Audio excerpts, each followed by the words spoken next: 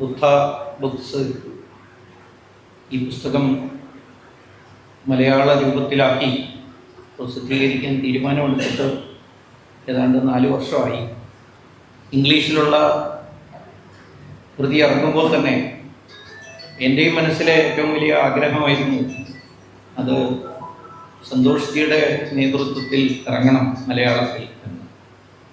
എല്ലാത്തിനും ഒരു സമയമുണ്ടെന്ന് പറയില്ലേ, അതുപോലെ കുറച്ച് വൈകി. ഏകദേശം ഭാരതത്തിലെ പരിചയപ്പെടുത്തുമ്പോൾ പറഞ്ഞില്ല, എന്നാലും പഞ്ചാബി അടക്കമുള്ള ഗുരുമുഖിയിലടക്കം ഈ പുസ്തകത്തിൻ്റെ തർജ്ജമ വന്നതിന് ശേഷമാണ് എൻ്റെ സ്വന്തം മാതൃഭാഷയിൽ ഈ പുസ്തകം ഇറങ്ങുന്നത്. ഏതായാലും ഇന്നത്തെ ദിവസം വളരെ നല്ലതാണ്. 30 വെള്ളിയാഴ്ച. അത് സരസ്വതിയേക്കാൾ കൂടുതൽ മഹാലക്ഷ്മിക്ക് പ്രാധാന്യമുള്ളതാണ് എന്നതുകൊണ്ട് പുസ്തകം വളരെ കൂടുതൽ ചെലവഴിക്കപ്പെടട്ടെ. ഞാൻ ഓർക്കുന്നില്ല ഈ പുസ്തകത്തിൻ്റെ ഇംഗ്ലീഷ് ഹിന്ദി പതിപ്പുകൾ ഇറക്കിയ പബ്ലിഷർ ഇതേപോലൊരു മഹാലക്ഷ്മിക്ക് പ്രാധാന്യമുള്ള ദിവസമാണ് ഇറക്കിയെന്നറിയില്ല. ആണെന്ന് തോന്നുന്നു. ഇപ്പോൾ ഈ ഏറ്റവും അടുത്തതിൻ്റെ കണക്ക് പുറത്തു വന്നപ്പോൾ കഴിഞ്ഞ മാസത്തെ കണക്ക് വെച്ചിട്ട് 2.5 ലക്ഷത്തിൽ കൂടുതൽ പുസ്തകങ്ങൾ അത് ചെലവഴിക്കപ്പെട്ടു. എത്രത്തോളം വായിച്ചിട്ടുണ്ടെന്ന് എനിക്കറിയില്ല. വായിച്ചതിൻ്റെ കണക്കാണ് സന്തോഷ് ജി പറഞ്ഞത്. അതിൽ എനിക്ക് എത്ര ഉറപ്പില്ല. 2 ലക്ഷം പേര് വായിച്ചിട്ടുണ്ടാവുമെന്ന് അറിയില്ല. ഏതായാലും 2 ലക്ഷം പുസ്തകം വിറ്റഴിക്കപ്പെട്ടു. ഒരുപക്ഷെ അതിൻ്റെ തലക്കെട്ടിൻ്റെ പ്രത്യേകത കൊണ്ടാണ് Hindutva for the changing times. അവർ നടത്തിയ ഒരു ചെറിയ സർവേയിൽ ആഹ്ലാദകരമായൊരു കാര്യമാണ് പുറത്തു വന്നത്. ചെറുപ്പക്കാർ വിദ്യാർത്ഥികളാണ് പുസ്തകം കൂടുതൽ മേടിച്ചതെന്ന്. ഏതായാലും ഇരിക്കട്ടെ, ഞാൻ അതിനെക്കുറിച്ചല്ല ഇന്നിവിടെ പറയാൻ പോകുന്നു. വാദിക്കാനും ജയിക്കാനുമല്ല, അറിയാനും അറിയിക്കാനുമാണ് എന്ന ഒരു ഉജ്ജ്വലമായ ഹൈന്ദവ മുദ്രാവചനം എഴുതിച്ചേർത്ത ഒരു ബാനറിൻ്റെ കീഴിലൂടെ നൂറുകണക്കിന് വിവിധ മതാനുയായികൾ കടന്നുപോയൊരു സർവമത സമ്മേളനം ഇവിടെ ആലുവയിൽ നടന്നു. അതിൻ്റെ 100ാം വർഷമാണ്. ശ്രീനാരായണ ഗുരുദേവന്റെ അനുഗ്രഹ ആശിസ്സുകളോടെ ആ വലിയ സർവമത സമ്മേളനത്തിൽ മുഴങ്ങിയ ആശയം, ഒരുപക്ഷെ അത് ഹിന്ദുത്വ ആശയം എന്ന് ഹിന്ദുത്വം എന്ന പേരിട്ട് വിളിച്ചിരുന്നില്ല എങ്കിൽ കൂടി അവിടെ ഉയർന്നത് ആ ആശയമാണ്. ഏകം സദ വിപ്രാഹ ബഹുധാ വദന്തി. ഒന്നാണ് പരമസത്യം. അതിനെ സാക്ഷാത്കരിക്കാൻ വേണ്ടി ബുദ്ധജനങ്ങൾ, ബുദ്ധിമാന്മാർ വിവിധ മാർഗങ്ങളിലൂടെ അത് വ്യാഖ്യാനിച്ച് നമ്മുടെ മുന്നിൽ തരുന്നു. അത് ഓരോന്നും സത്യം തന്നെയാണ് എന്നെല്ലാ മതങ്ങളുടെയും മുമ്പാകെ ചർച്ച ചെയ്യപ്പെട്ട ആ വലിയ സമ്മേളനം. അതിൻ്റെ പ്രധാനപ്പെട്ട ആദർശം ഞാൻ നേരത്തെ പറഞ്ഞതായിരുന്നു. വാദിക്കാനും ജയിക്കാനുമല്ല. നമ്മൾ ഒരിക്കലും അങ്ങനെ ആരുടെയും മുന്നിൽ വാദിച്ച് ജയിക്കാൻ വേണ്ടി എന്തെങ്കിലും പറഞ്ഞിട്ടില്ല, പറയാൻ ശ്രമിച്ചിട്ടുമില്ല.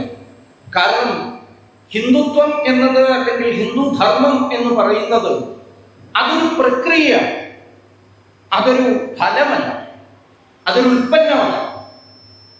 അതൊരു പ്രസ്ഥാനമാണ്, ഒരു മുന്നേറ്റമാണ്, ഒരു നിലയല്ല. ഹിന്ദുധർമ്മം അല്ലെങ്കിൽ ഹിന്ദുത്വം എന്നത് അതൊരു ഫിക്സഡ് റെവലേഷൻ അല്ല. ആർക്കോ എപ്പോഴോ തോന്നിയ ഒരു ഉൾവിളി അല്ല. ഞാൻ പറയുമ്പോൾ വേറെ ആരെങ്കിലും വിമർശിക്കാൻ വേണ്ടി ഉപയോഗിക്കുന്ന പദമല്ല അത്. It's not a fixed revelation, it's an ever growing tradition. ഇത് പറഞ്ഞത് സർവേപ്പള്ളി രാധാകൃഷ്ണനാണ്. ഹിന്ദുധർമ്മത്തെ വിശദീകരിക്കേണ്ടി വന്നപ്പോൾ അദ്ദേഹം ഉപയോഗിച്ച അതിസുന്ദരമായ ഒരു നിർവചനമാണ്. അന്നത്തെ കാലത്ത് ഹിന്ദുത്വ പദം ഇത്രയേറെ പ്രചാരം അല്ലെങ്കിൽ വിവാദം ആയിട്ടില്ലായിരുന്നത് കൊണ്ട് അദ്ദേഹം അത് ഹിന്ദുയിസം എന്നാണ് ഉപയോഗിച്ചത്. Hinduism is a process, not a product, not a result. It's a movement, not a position. It is not a fixed revelation, it's an ever growing tradition. അതൊരു നിലയല്ല, അതൊരു തുടർച്ചയാണ്. കാരണം ഈ ഹിന്ദുത്വത്തിലേക്ക് എത്രയോ ധാരകൾ വന്നു ചേർന്നുകൊണ്ടിരിക്കുന്നു. ആരോ എപ്പോഴോ ചിന്തിച്ചു മുഴുവനാക്കിയ ഒരു ഗ്രന്ഥമല്ല ഹിന്ദുത്വം എന്നത്. ആർക്കോ എപ്പോഴോ ഏതോ നിമിഷത്തിൽ തോന്നിയ ഒരു ഉൾവിളിയുമല്ല. എപ്പോഴോ കണ്ട ഒരു സ്വപ്നത്തിൽ നിന്നും. അങ്ങനെയാണല്ലോ മതങ്ങളൊക്കെ പിറവി കൊള്ളുന്നത്. ഹിന്ദുധർമ്മം അങ്ങനെ പിറവി കൊണ്ട ഒന്നല്ല. It's not a fixed revelation, it's an ever growing tradition. അത് നിരന്തരം സനാതനമായ ഒരു പരമ്പരയുടെ തുടർച്ചയാണ്. അതിപ്പോഴും വളർന്നുകൊണ്ടേയിരിക്കുകയാണ്. ബ്രഹ്മം പോലെയാണ് ഹിന്ദുധർമ്മം എന്ന് പറയാം. ബ്രഹ്മണം ചെയ്യുന്നതാണ്, അത് സദാ വികസിച്ചുകൊണ്ടിരിക്കുന്നതാണ്. അതിനെയാണ് ചില ആളുകൾ ഹിന്ദു ഇസം ആണ് കൂടുതൽ ശരി, അതുകൊണ്ട് ഇത് ഹിന്ദു ഇസമാണ്, ഹിന്ദുത്വമല്ല എന്ന് പറയുന്നു. ആ ഒരു സംവാദത്തിനു കൂടി ഒരു തരത്തിൽ ചിലരുണ്ടാക്കിയ അകാരണമായ വിവാദത്തിന് ഒരു ചെറിയ മറുപടി കൂടി എഴുതാനുള്ള ശ്രമമാണ് ഈ പുസ്തകത്തിൽ പര്യവസാനിച്ചത്. ഞാൻ അതിലേക്ക് കൂടുതൽ വിശദമായി കടന്നുപോയാൽ ഒരുപക്ഷെ ഇന്ന് എന്നോട് ചർച്ച ചെയ്യാൻ നിങ്ങളുടെ മുന്നിൽ അവതരിപ്പിക്കാൻ പറഞ്ഞിട്ടുള്ള വിഷയത്തോട് അല്പമെങ്കിലും നീതി പുലർത്തണമല്ലോ. അതുകൊണ്ട് അതിലേക്ക് ഞാൻ കൂടുതൽ പോകുന്നില്ല. ഒറ്റ കാര്യം മാത്രം പറയാം. ചില ആളുകൾക്ക് എപ്പോഴും സമൂഹത്തിൽ ഒരു ബൈനറി സൃഷ്ടിക്കണം, ഒരു ദ്വന്ദ്വം സൃഷ്ടിക്കണം. ദ്വന്ദ്വത്തിന്റെ അടിസ്ഥാനത്തിൽ, പരസ്പര വൈരുദ്ധ്യത്തിന്റെ അടിസ്ഥാനത്തിൽ ഭിന്നതയിൽ അഭിരമിക്കുന്നവരാണ് ചില പ്രത്യയശാസ്ത്രക്കാർ. അവർക്കെപ്പോഴും ഭിന്നതയിലാണ് കൗതുകം, ഒരുമയിലല്ല. ഭാരതം ഒന്നാണ് എന്ന് പറഞ്ഞാൽ അവർക്ക് വളരെ വലിയ വിഷമമാണ്. ഭാരതം പലതാണെന്ന് പറഞ്ഞാൽ വലിയ സന്തോഷമാണ്. ഈ അടുത്ത കാലത്ത് ഭാരതത്തിലെ ഒരു പ്രധാനപ്പെട്ട പത്രത്തിന്റെ അതിസമർത്ഥയായ ഒരു പത്രപ്രവർത്തക നമ്മുടെ നാട്ടിലെ അറിയപ്പെടുന്ന ഒരു ചരിത്രകാരിയോട്, ഇപ്പൊ 90 കഴിഞ്ഞു, പേരൊന്നും പറയേണ്ടതില്ല, നിങ്ങൾക്ക് അറിയാം ആരാണെന്ന്. ഞാൻ അതിലേക്ക് ചിന്തിക്കുന്ന സമൂഹമാണ് ഇട്ടിരിക്കുന്നത്. അവരാണ് ചരിത്രത്തിന്റെ അവസാന വാക്കെന്നാണ് അവർ സ്വയം വിചാരിക്കുന്നത്. അവരോട് ചോദിച്ചു, madam, what do you think about an India after 25 years? What would be the position of Bharat after 25 years? 25 വർഷം കഴിഞ്ഞാലുള്ള ഭാരതത്തിന്റെ സ്ഥിതി എന്തായിരിക്കും എന്ന് ചോദിച്ചു. അവര് ഒരു വളരെ രസമുള്ള ഒരു പുഞ്ചിരി, ചുണ്ടിന്റെ കോണിൽ പരിഹാസത്തിന്റെ പുഞ്ചിരി ഒതുക്കി പിടിച്ചുകൊണ്ട് അവർ പറഞ്ഞ മറുപടി, I don't know which India you are mentioning about. അവർക്കറിയില്ല ഏത് ഭാരതത്തെ കുറിച്ചാണ് നീ പറയുന്നത്. അതിനുശേഷം അവർ പറഞ്ഞു, if you are mentioning about an India which is being kept together with the help of the might of your army, നിന്റെ പട്ടാളത്തിന്റെ ശക്തി കൊണ്ട് ഒരുമിച്ച് പിടിച്ചു നിർത്തിയിരിക്കുന്ന ഈ പൊളിറ്റിക്കൽ ഇന്ത്യയെ കുറിച്ചാണ് നീ പറയുന്നത് എന്നുണ്ടെങ്കിൽ it will not remain as one. അത് ഒന്നായി തുടരില്ല. There will be 25 Indias or more after 25 years. 25 വർഷം കഴിഞ്ഞാൽ അതൊരു 25 കഷ്ണമായിട്ട് മാറി. ഇതൊരു ആനന്ദമാണെന്നറിയാം. ഇവരിൽ നിന്നൊക്കെ ആവേശം ഉൾക്കൊണ്ടിട്ടാണ് ഭാരതത്തിലെ പ്രീമിയർ എഡ്യൂക്കേഷൻ ഇൻസ്റ്റിറ്റ്യൂഷൻസ് എന്ന് പറയുന്ന JNUലായാലും ജാദവ്പൂരിലായാലും കാസർഗോഡ് സെൻട്രൽ യൂണിവേഴ്സിറ്റിയിലായാലും കുറച്ച് വർഷങ്ങൾക്ക് മുമ്പ് ആ മുദ്രാവാക്യം ഉയർന്നത്, ഭാരത് തേരെ തുക്കടെ ഹോംഗെ ഇൻഷാ അല്ലാഹ് ഇൻഷാ അല്ലാഹ്. ഭാരതമേ, നീ തകർന്നു പിളർന്നു പോവുക, ഇല്ലാതായി പോവുക. Bharat K ബർബാദി Tak Jung രഹേംഗെ Jung രഹേംഗെ. ഭാരതം മുടിഞ്ഞു തേച്ചു കഴിയുന്ന വരെ ഞങ്ങൾ ഈ യുദ്ധം തുടരുന്നതാണ്. അതിപ്പോഴും ഡൽഹിയിലൊക്കെ ചിലർക്ക് ഉയർത്താൻ ശ്രമിച്ചുകൊണ്ടേയിരിക്കുകയാണ്. അവരഭിനവിക്കുന്നത് ഭിന്നതയിലാണ്. ഒന്നാണെന്ന് പറയുന്നതിൽ അവർക്ക് താല്പര്യമില്ല. അവർക്ക് താല്പര്യമില്ല ബാബാ സാഹബ് അംബേദ്കർ ഭാരതം ഒന്നാണെന്ന് പറഞ്ഞതിൽ. ബാബാ സാഹബ് അംബേദ്കർ എപ്പോഴെങ്കിലും ജാതിയുടെ കുടിലമായ പ്രവൃത്തിയിൽപ്പെട്ട് ഭാരതം ഇടക്കാലത്ത് എങ്ങനെയാണ് അധപ്പതിച്ചു പോയത് എന്നതിനെ കുറിച്ച് തീക്ഷ്ണമായി പ്രതികരിച്ചപ്പോൾ ഉപയോഗിച്ച ചില പ്രയോഗങ്ങളെ അവസരത്തിൽ നടത്തിയെടുത്ത് എപ്പോഴും പ്രസംഗിക്കുന്നതിലാണ് അവർക്ക് താല്പര്യം. ബാബാ സാഹബ് അംബേദ്കർ 916 അദ്ദേഹത്തിന്റെ അൽമാ മാറ്റർ, അദ്ദേഹത്തിന്റെ പൂർവ്വ കലാലയമായ കൊളംബിയ യൂണിവേഴ്സിറ്റിയിൽ ഓൺ കാസ്റ്റ് എന്ന് പറഞ്ഞുള്ള പേപ്പർ അവതരിപ്പിച്ചു. അവിടുത്തെ ഒരു ആന്ത്രോപോളജിക്കൽ സെമിനാറിൽ അതിൽ പങ്കെടുത്തുകൊണ്ട് അദ്ദേഹം ഒന്ന് പറയുകയുണ്ടായി, Bharatam is not mere a geographical unity. ഇതൊരു ഭൂമിശാസ്ത്രപരമായ ഏകത മാത്രമല്ല, ഭൗമ ഏകത മാത്രമല്ല, ഇതൊരു സാംസ്കാരിക ഏകത കൂടിയാണ്. ആ സാംസ്കാരിക ഏകതയോ, it is an indubitable cultural unity spread from one end to another end to end. ഒരറ്റം മുതൽ മറ്റേ അറ്റം വരെ പരന്നു കിടക്കുന്ന ഒരു ചിരന്തനമായ സാംസ്കാരിക ഏകതയാണ് ഭാരതം. ഇങ്ങനെ പറയുന്ന ഒരു ഭാഗത്ത്, മറുഭാഗത്ത് 25 വർഷം കഴിഞ്ഞാൽ ഈ ഭാരതം 25 കഷ്ണങ്ങളാകും എന്ന ആനന്ദത്തോടെ പറയുന്ന ഒരു വിഭാഗം.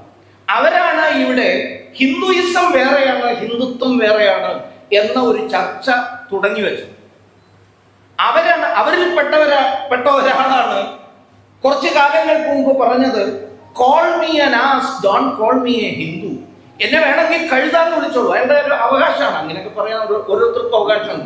കഴുത എന്നറിയപ്പെടുന്നതിൽ ആനന്ദവും ഹിന്ദു എന്നറിയപ്പെടുന്നതിൽ അപമാനവും പേറുന്ന ചിലരുണ്ട്. അവർ പറഞ്ഞു അങ്ങനെ. അദ്ദേഹത്തിന്റെ മകനാണ് പിന്നീട് പറഞ്ഞത്, ഞാൻ സാംസ്കാരികമായി ഇന്നതാണ്, വിദ്യാഭ്യാസപരമായി മറ്റൊന്നാണ്, അപകടകരമായി ഹിന്ദുവാണ്. എന്തോ ഒരു അപകടം സംഭവിച്ചു, യാദൃച്ഛികമായി ഹിന്ദുവായി എന്ന്. ആ വഴിയിൽപ്പെട്ട ഒരാളാണ് ഒരു പുസ്തകം എഴുതി, why I am not a Hindu, ഞാൻ എന്തുകൊണ്ടൊരു ഹിന്ദു അല്ല എന്നെഴുതി.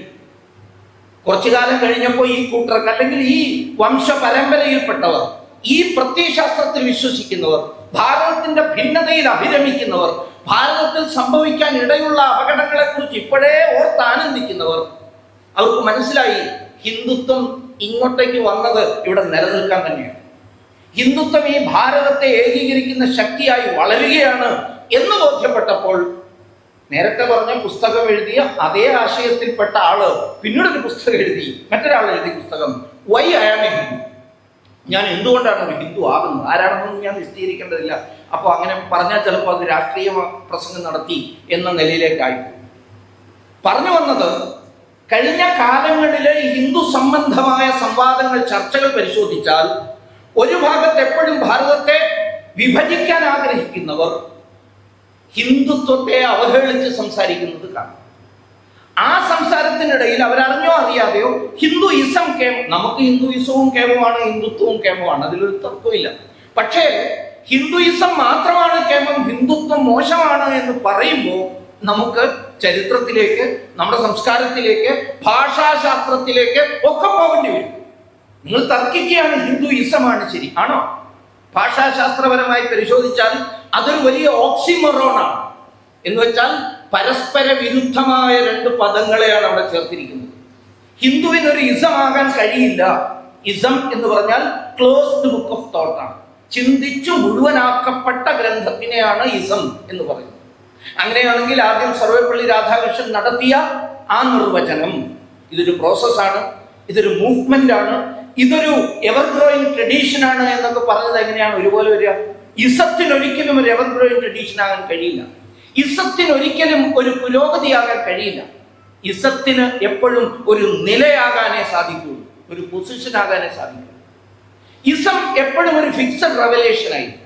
എന്നാൽ ഹിന്ദുത്വ, നേരത്തെ ഇവിടെ പരാമർശിച്ച വിപ്ലവ വീര വിനായക ദാമോദര സവർക്കർ, ഹിന്ദുത്വത്തിന് കുറിച്ച് അദ്ദേഹം പുസ്തകം എഴുതിയപ്പോൾ ചിലരുടെയൊക്കെ മനസ്സിലൊരു തെറ്റിദ്ധാരണ, ഹിന്ദുത്വം എന്ന് പറയുന്ന പദം ആദ്യമായി ലോകത്തിന് സംഭാവന ചെയ്തത് സവർക്കറാണ് എന്ന്. അതിന് പോപ്പുലാരിറ്റി കൊടുത്തത് സവർക്കർ ആയിരിക്കാം. പക്ഷേ സവർക്കർ ഈ അത്തരമൊരു പുസ്തകം എഴുതുന്നതിനും പതിറ്റാണ്ടുകൾക്ക് മുമ്പേ ബംഗാളിയായ മഹാചിന്തകൻ 1890 ഹിന്ദുത്വ, നമ്മുടെ സംസ്കൃതിയുടെ ചരിത്രം എന്ന് പറയുന്ന ബംഗാളി പുസ്തകം എഴുതിക്കൊണ്ടാണ് ചന്ദ്രനാഥ ബസു, അദ്ദേഹമാണ് സത്യത്തിൽ ഹിന്ദുത്വ പദത്തെ കോയിൻ ചെയ്ത മഹാത്മാവ്. പിന്നെയും 30-35 വർഷം കഴിഞ്ഞപ്പോഴാണ് സാവർക്കർജി ഹിന്ദുത്വ പുസ്തകം എഴുതുന്നത്. ഇരിക്കട്ടെ, അതിന് പോപ്പുലാരിറ്റി കൊടുത്തത് സാവർക്കർ തന്നെയാണ്, അതിനെ താത്വികമായി വിശകലനം ചെയ്തത് സാവർക്കറാണ്, അതിന്റെ പ്രത്യയശാസ്ത്ര ഘടനകളെ കൃത്യമായി നമ്മുടെ മുമ്പിൽ അവതരിപ്പിച്ചത്, ഒരു സ്ട്രക്ചേർഡ് രീതിയിൽ അവതരിപ്പിച്ചത് സാവർക്കർ എന്ന ആ അത്യുജ്വല ബൗദ്ധിക ഹിമാലയ മല കൈലാസം എന്ന് പറയാവുന്ന ആളാണ്. അങ്ങനെയുള്ള ഹിന്ദുത്വത്തിന് സവർക്കർ ഇംഗ്ലീഷിൽ തർജ്ജമ ചെയ്തപ്പോ, ഇംഗ്ലീഷിൽ ഒരു പദം അതിന് കൊടുക്കാമെങ്കിൽ അത് ഹിന്ദുനെസ് എന്നാണെന്ന് അദ്ദേഹം പറഞ്ഞു. ഹിന്ദുയിസം അല്ല, ഹിന്ദുനെസ്, നമ്മളെ ഹിന്ദു ആക്കുന്ന ആ മൂല്യം, അതിനെക്കുറിച്ച് ചർച്ച ചെയ്യാനാണ് ആദ്യ ഭാഗത്ത് ശ്രമിച്ചിട്ടുള്ളത്. ആധുനികമായ ചില വിഷയങ്ങളെ കുറിച്ചുള്ള ഹിന്ദുത്വത്തിന്റെ നിലപാട് എന്താണ്? എൻവയറൺമെന്റലിസം, അതിനോടുള്ള നിലപാട് എന്താണ്? ഡാറ്റായിസത്തോടുള്ള നമ്മുടെ കാഴ്ചപ്പാട് എന്താണ്? ആധുനിക സാങ്കേതിക വിദ്യയിൽ ഹിന്ദുത്വത്തിന് എന്തു പറയാനുണ്ട്? AI-യുടെയും ആർട്ടിഫിഷ്യൽ ഇന്റലിജൻസിന്റെയും മെഷീൻ ലേണിംഗിന്റെയും ഈ കാലഘട്ടത്തിൽ ഹിന്ദുത്വം എങ്ങനെ പ്രസക്തമാകുന്നു എന്നൊക്കെ ചർച്ച ചെയ്യാനുള്ള ഒരു ശ്രമം, പറയുന്നില്ല അതൊരു പൂർണ്ണമായ പരിശ്രമമാണ് എന്ന്. പക്ഷേ ഇതിലിരിക്കുന്ന ഇത്തരം മേഖലകളിൽ വൈദഗ്ധ്യം നേടാൻ ആഗ്രഹിക്കുന്നവരോ വിദഗ്ധന്മാരോ ആ വഴിയെ സഞ്ചരിക്കണം എന്നൊരു അഭ്യർത്ഥനയാണ് ഈ പുസ്തകം നിങ്ങളുടെ മുന്നിൽ വയ്ക്കുന്നത്. Yuval Noah Harari 21 lessons for the 21st century എന്ന പുസ്തകം എഴുതി. അതിൻ്റെ 21ാമത്തെ അധ്യായത്തിൽ 21ാം നൂറ്റാണ്ടിനുള്ള 21 അധ്യായങ്ങൾ എന്നാണ് ആ പുസ്തകം. ഹോമോസാപ്പിയൻസ് ഒക്കെ എഴുതിയതിനു ശേഷമുള്ള അദ്ദേഹത്തിന്റെ ലേറ്റസ്റ്റ് പുസ്തകമാണ്. ജെറുസലേം ഇസ്രായേൽക്കാരനായ ജൂത പണ്ഡിതൻ. 21ാം അധ്യായം തുടങ്ങുന്നത് തന്നെ ഒരു വിശേഷപ്പെട്ട രീതിയിലാണ്. 20 അധ്യായങ്ങളിലും ആർട്ടിഫിഷ്യൽ ഇന്റലിജൻസ് ഉണ്ടാക്കുന്ന കുഴപ്പങ്ങളെ കുറിച്ച്, ലോകത്തിന്റെ ഏതേതെല്ലാമോ മൂലക്കിരിക്കുന്ന ചില ബുദ്ധിമാന്മാർ എങ്ങനെയാണ് നമ്മുടെ മനസ്സിനെ പരുവപ്പെടുത്തിയെടുക്കുന്നത്, അവരുടെ ആവശ്യങ്ങളെ പൂർത്തീകരിക്കത്തക്ക വണ്ണം എങ്ങനെയാണ് പരുവപ്പെടുത്തുന്നത്, പരുവപ്പെടുത്താൻ സാധിക്കും. ഇന്നത്തെ ആർട്ടിഫിഷ്യൽ ഇന്റലിജൻസിന്റെയും മെഷീൻ ലേണിംഗിന്റെയും ഇൻഫർമേഷൻ ടെക്നോളജിയുടെയും ഈ യുഗത്തിൽ അതിന് സാധിക്കും ചിലർ വിചാരിച്ചാൽ. ഞാൻ അതിലേക്ക് കിടക്കുന്നില്ല എങ്ങനെയല്ല. അതിന്റെ പ്രശ്നങ്ങളെ കുറിച്ച്, എങ്ങനെയാണ് ടെക്നോളജി ഡെമോക്രസിയെ, ജനാധിപത്യത്തെ കീഴടക്കുന്നത് എന്നെല്ലാമുള്ള ചർച്ച, എങ്ങനെയാണ് ജനങ്ങളെ ടെക്നോളജി കീഴ്പ്പെടുത്തുന്നത്, ഇങ്ങനെയൊക്കെയാണ് ഓരോ അധ്യായങ്ങളും കടന്നു പോകുന്നത്. പ്രശ്നങ്ങളെ കുറിച്ചാണ് അദ്ദേഹം ചർച്ച ചെയ്യുന്നത് 20 അധ്യായങ്ങളിൽ. എന്നാൽ 21ാം അധ്യായം തുടങ്ങുമ്പോൾ അദ്ദേഹം പറയുന്നു, വായനക്കാർക്ക് തോന്നാം ഒരുപക്ഷെ ഞാൻ മുഴുവൻ പ്രശ്നങ്ങളെ കുറിച്ചാണ് ചർച്ച ചെയ്യുന്നത്, പരിഹാരമില്ലേ എന്ന് തോന്നാം. ഇതിന് എന്താണ് പരിഹാരം? ഒരു വരിയിൽ അദ്ദേഹം പറയുന്നതിൽ പലതുമുണ്ട്. വളരെ ആഴമുള്ളൊരു തത്വം ഒതുങ്ങുന്നുണ്ട്. അദ്ദേഹം പറയുന്നത്, ഈ ലോകത്തിന്റെ ഏതെങ്കിലും മൂലയിലിരിക്കുന്ന ഒരു പിടി എലീറ്റ് നിങ്ങളുടെ മനസ്സിനെ പരുവപ്പെടുത്തുന്ന, നിയന്ത്രിക്കുന്നതിന് മുമ്പേ നിങ്ങൾ നിങ്ങളുടെ മനസ്സിനെ നിയന്ത്രിക്കുക. ഇത് മാത്രമാണ് മഹത്വം. ഇത് മാത്രം. അതും പറയാൻ എളുപ്പമാണല്ലോ. പരിഹാരം എന്താ? എന്ത് ചെയ്താലാണ്? നിങ്ങളുടെ മനസ്സിനെ നിങ്ങളുടെ വരുതിയിലാക്കാനുള്ള ഏറ്റവും ആധുനികമായ ശാസ്ത്രം കൈവശപ്പെടുത്തുക. അതെന്താ? Meditation and yoga. വളരെ സിമ്പിൾ. മെഡിറ്റേഷനിലൂടെ, യോഗയിലൂടെ നിങ്ങളുടെ മനസ്സിനെ ബലപ്പെടുത്തുകയല്ലാതെ പുതിയ എന്തെങ്കിലും യന്ത്രം കൊണ്ടുവന്ന് ഇപ്പോഴത്തെ ഈ യന്ത്രത്തിന്റെ അപകടത്തെ തീർക്കാൻ കഴിയുമെന്ന് വിചാരിക്കരുത്. അത് ആവശ്യമാണ്. പക്ഷേ അതിനെ നിയന്ത്രിക്കുന്നവരുടെ മനസ്സ് ദൃഢമാകണം. അതുകൂടി പറയുന്നുണ്ട്. മെഡിറ്റേഷനും യോഗയൊക്കെ ആരുടേതാണ് എന്ന് നമ്മൾ ആലോചിച്ചു നോക്കി. മൾട്ടികൾച്ചറലിസം ഒരു ഭാഗത്ത് ചർച്ച ചെയ്യാൻ ശ്രമിക്കുന്നു. എനിക്ക് സന്തോഷമല്ല, വളരെ വിഷമം തോന്നുകയാണ്. അതിൽ പറഞ്ഞ ചില കാര്യങ്ങൾ ഇപ്പോ ഈ കഴിഞ്ഞ ദിവസം ലണ്ടനിലെ ഇലക്ഷൻ കഴിഞ്ഞ് അവിടെ വീണ്ടും പഴയ ഖാൻ തന്നെ വീണ്ടും മേയറായി തെരഞ്ഞെടുക്കപ്പെട്ടപ്പോൾ, സ്വീഡനിലെ തെരഞ്ഞെടുപ്പ് കഴിഞ്ഞപ്പോൾ പ്രധാനപ്പെട്ട പാശ്ചാത്യ യൂറോപ്യൻ നഗരങ്ങളൊക്കെ തന്നെ ഒരു പ്രത്യേക മതവിഭാഗക്കാരുടെ കൈകളിലേക്ക് ഒതുങ്ങിക്കൊണ്ടിരിക്കുന്ന വിഭ്രാമകമായ, ഒരു തരത്തിൽ ഭയപ്പെടുത്തുന്ന ഒരവസ്ഥാവിശേഷം സംജാതമായപ്പോൾ ഇതിൽ ഡഗ്ലസ് മറയെ കോട്ട് ചെയ്തുകൊണ്ട് പറയാൻ ശ്രമിക്കുന്നുണ്ട്, യൂറോപ്പ് ഒരു ആത്മഹത്യ ചെയ്തുകൊണ്ടിരിക്കുന്ന രാഷ്ട്രങ്ങളാണ് പറയാൻ ശ്രമിച്ചിട്ടുണ്ട്. അത് അദ്ദേഹത്തിന്റെ പ്രയോഗമാണ്. സ്ട്രേഞ്ച് ഡെപ്ത് ഓഫ് യൂറോപ്പ് എന്ന് പറയുന്ന ഒരു പുതിയ പുസ്തകം, ഒരു വലിയ ബെസ്റ്റ് സെല്ലറാണ് ഡഗ്ലസ് മറയുടെ. ഇത്തരം മേഖലയിലെ വായന ആഗ്രഹിക്കുന്ന ആൾക്കാർ തീർച്ചയായും വായിക്കേണ്ട പുസ്തകം. ആത്മഹത്യ ചെയ്യുകയാണെന്ന്. അതിന് കാരണം എന്താ? മൾട്ടികൾച്ചറലിസമാണ്. ഈ ബഹുധാവാദം, ബഹുസംസ്കാരവാദം. ബഹുധാവാദം കുറച്ചുകൂടെ നല്ലതാണ്. ബഹുസംസ്കാരവാദമാണ് അതിലേക്ക് അവരെ കൊണ്ടുവന്നെത്തിച്ചിട്ടുള്ളത്.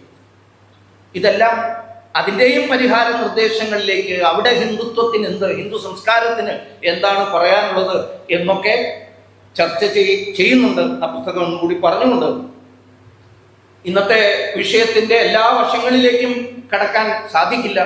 അത്രയ്ക്ക് ബൃഹത്തായ ഒരു വിഷയമാണ്.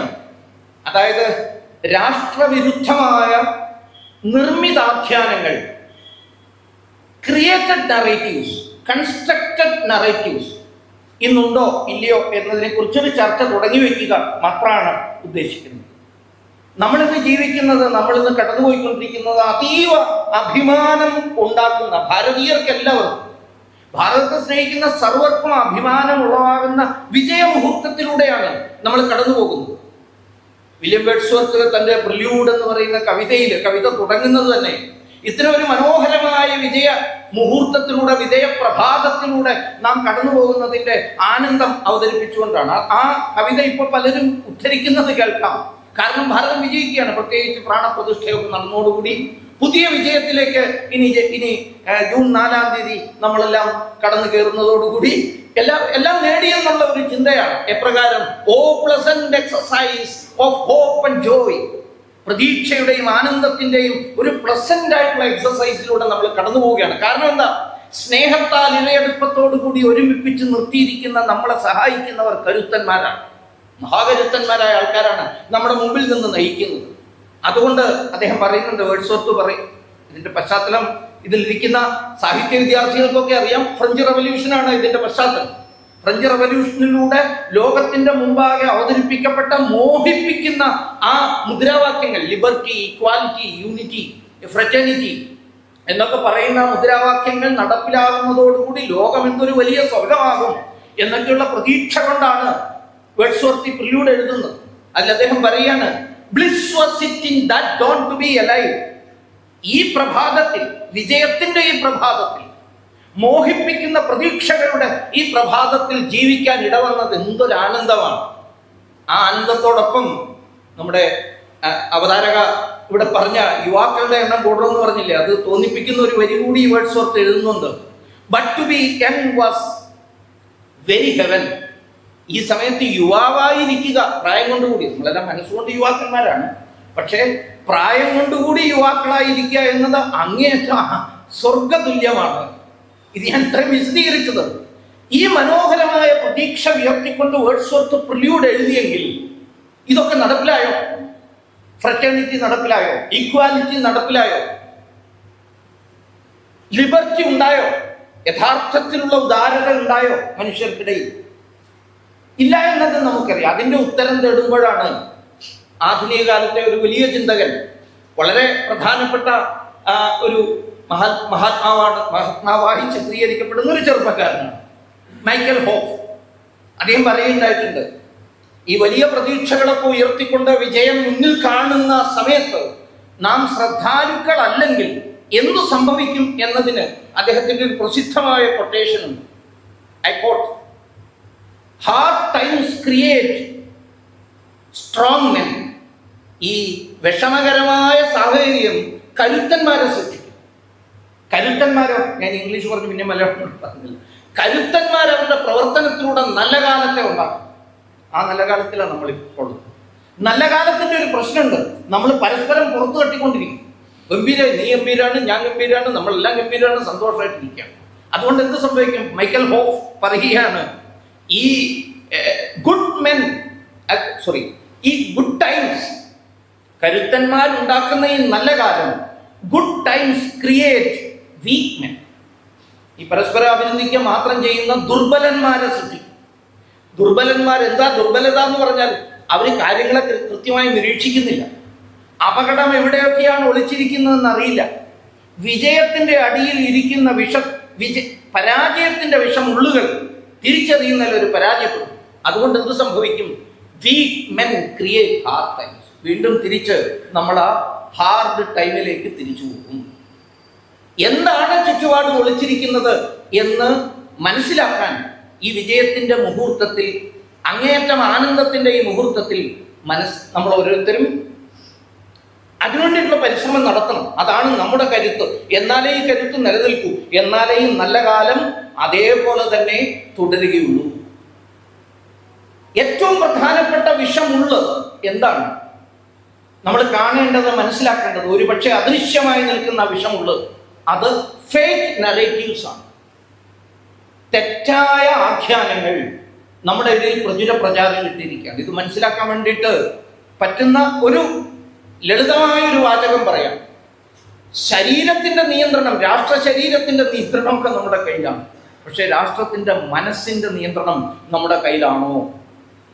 ആരോ തമാശയ്ക്ക് ഒരു തവണ പറഞ്ഞു, ഏതോ ചർച്ചയിൽ നമ്മുടെ തന്നെ ഒരാൾ പറഞ്ഞിട്ടാണ് എനിക്ക് തോന്നുന്നത്, ഹിന്ദുരാഷ്ട്രമൊക്കെ വന്നേക്കാം, പക്ഷേ അതിൻ്റെ മുഴുവൻ ആധാരവും വേറെ ചില ആൾക്കാരുടെ കയ്യിലായിരിക്കും എന്ന് പറഞ്ഞതുപോലെ ഇവിടെയും വിജയത്തിലേക്ക് മുന്നേറുകയാണ്. പക്ഷേ ഈ ഫേക്ക് നാരേറ്റീവ്സ്, പ്രസിദ്ധമായ ഒരു സംസ്കൃത ശ്ലോകമുണ്ട്, ഏകം വിഷരസം ഹന്തി ശസ്ത്രേണ ഏകശ്ചവധ്യതേ സരാഷ്ട്രം സപ്രജം ഹന്തി രാജാനം മന്ത്രവിപ്ലവ.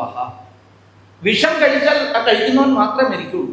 നീ അതിൽ വിഷമിച്ചിട്ട് ഭാര്യയും മക്കളും കൂടെ ആത്മഹത്യ ചെയ്താൽ അതുകൂടാവുമെന്ന് വയ്ക്കാം, ഇരിക്കട്ടെ.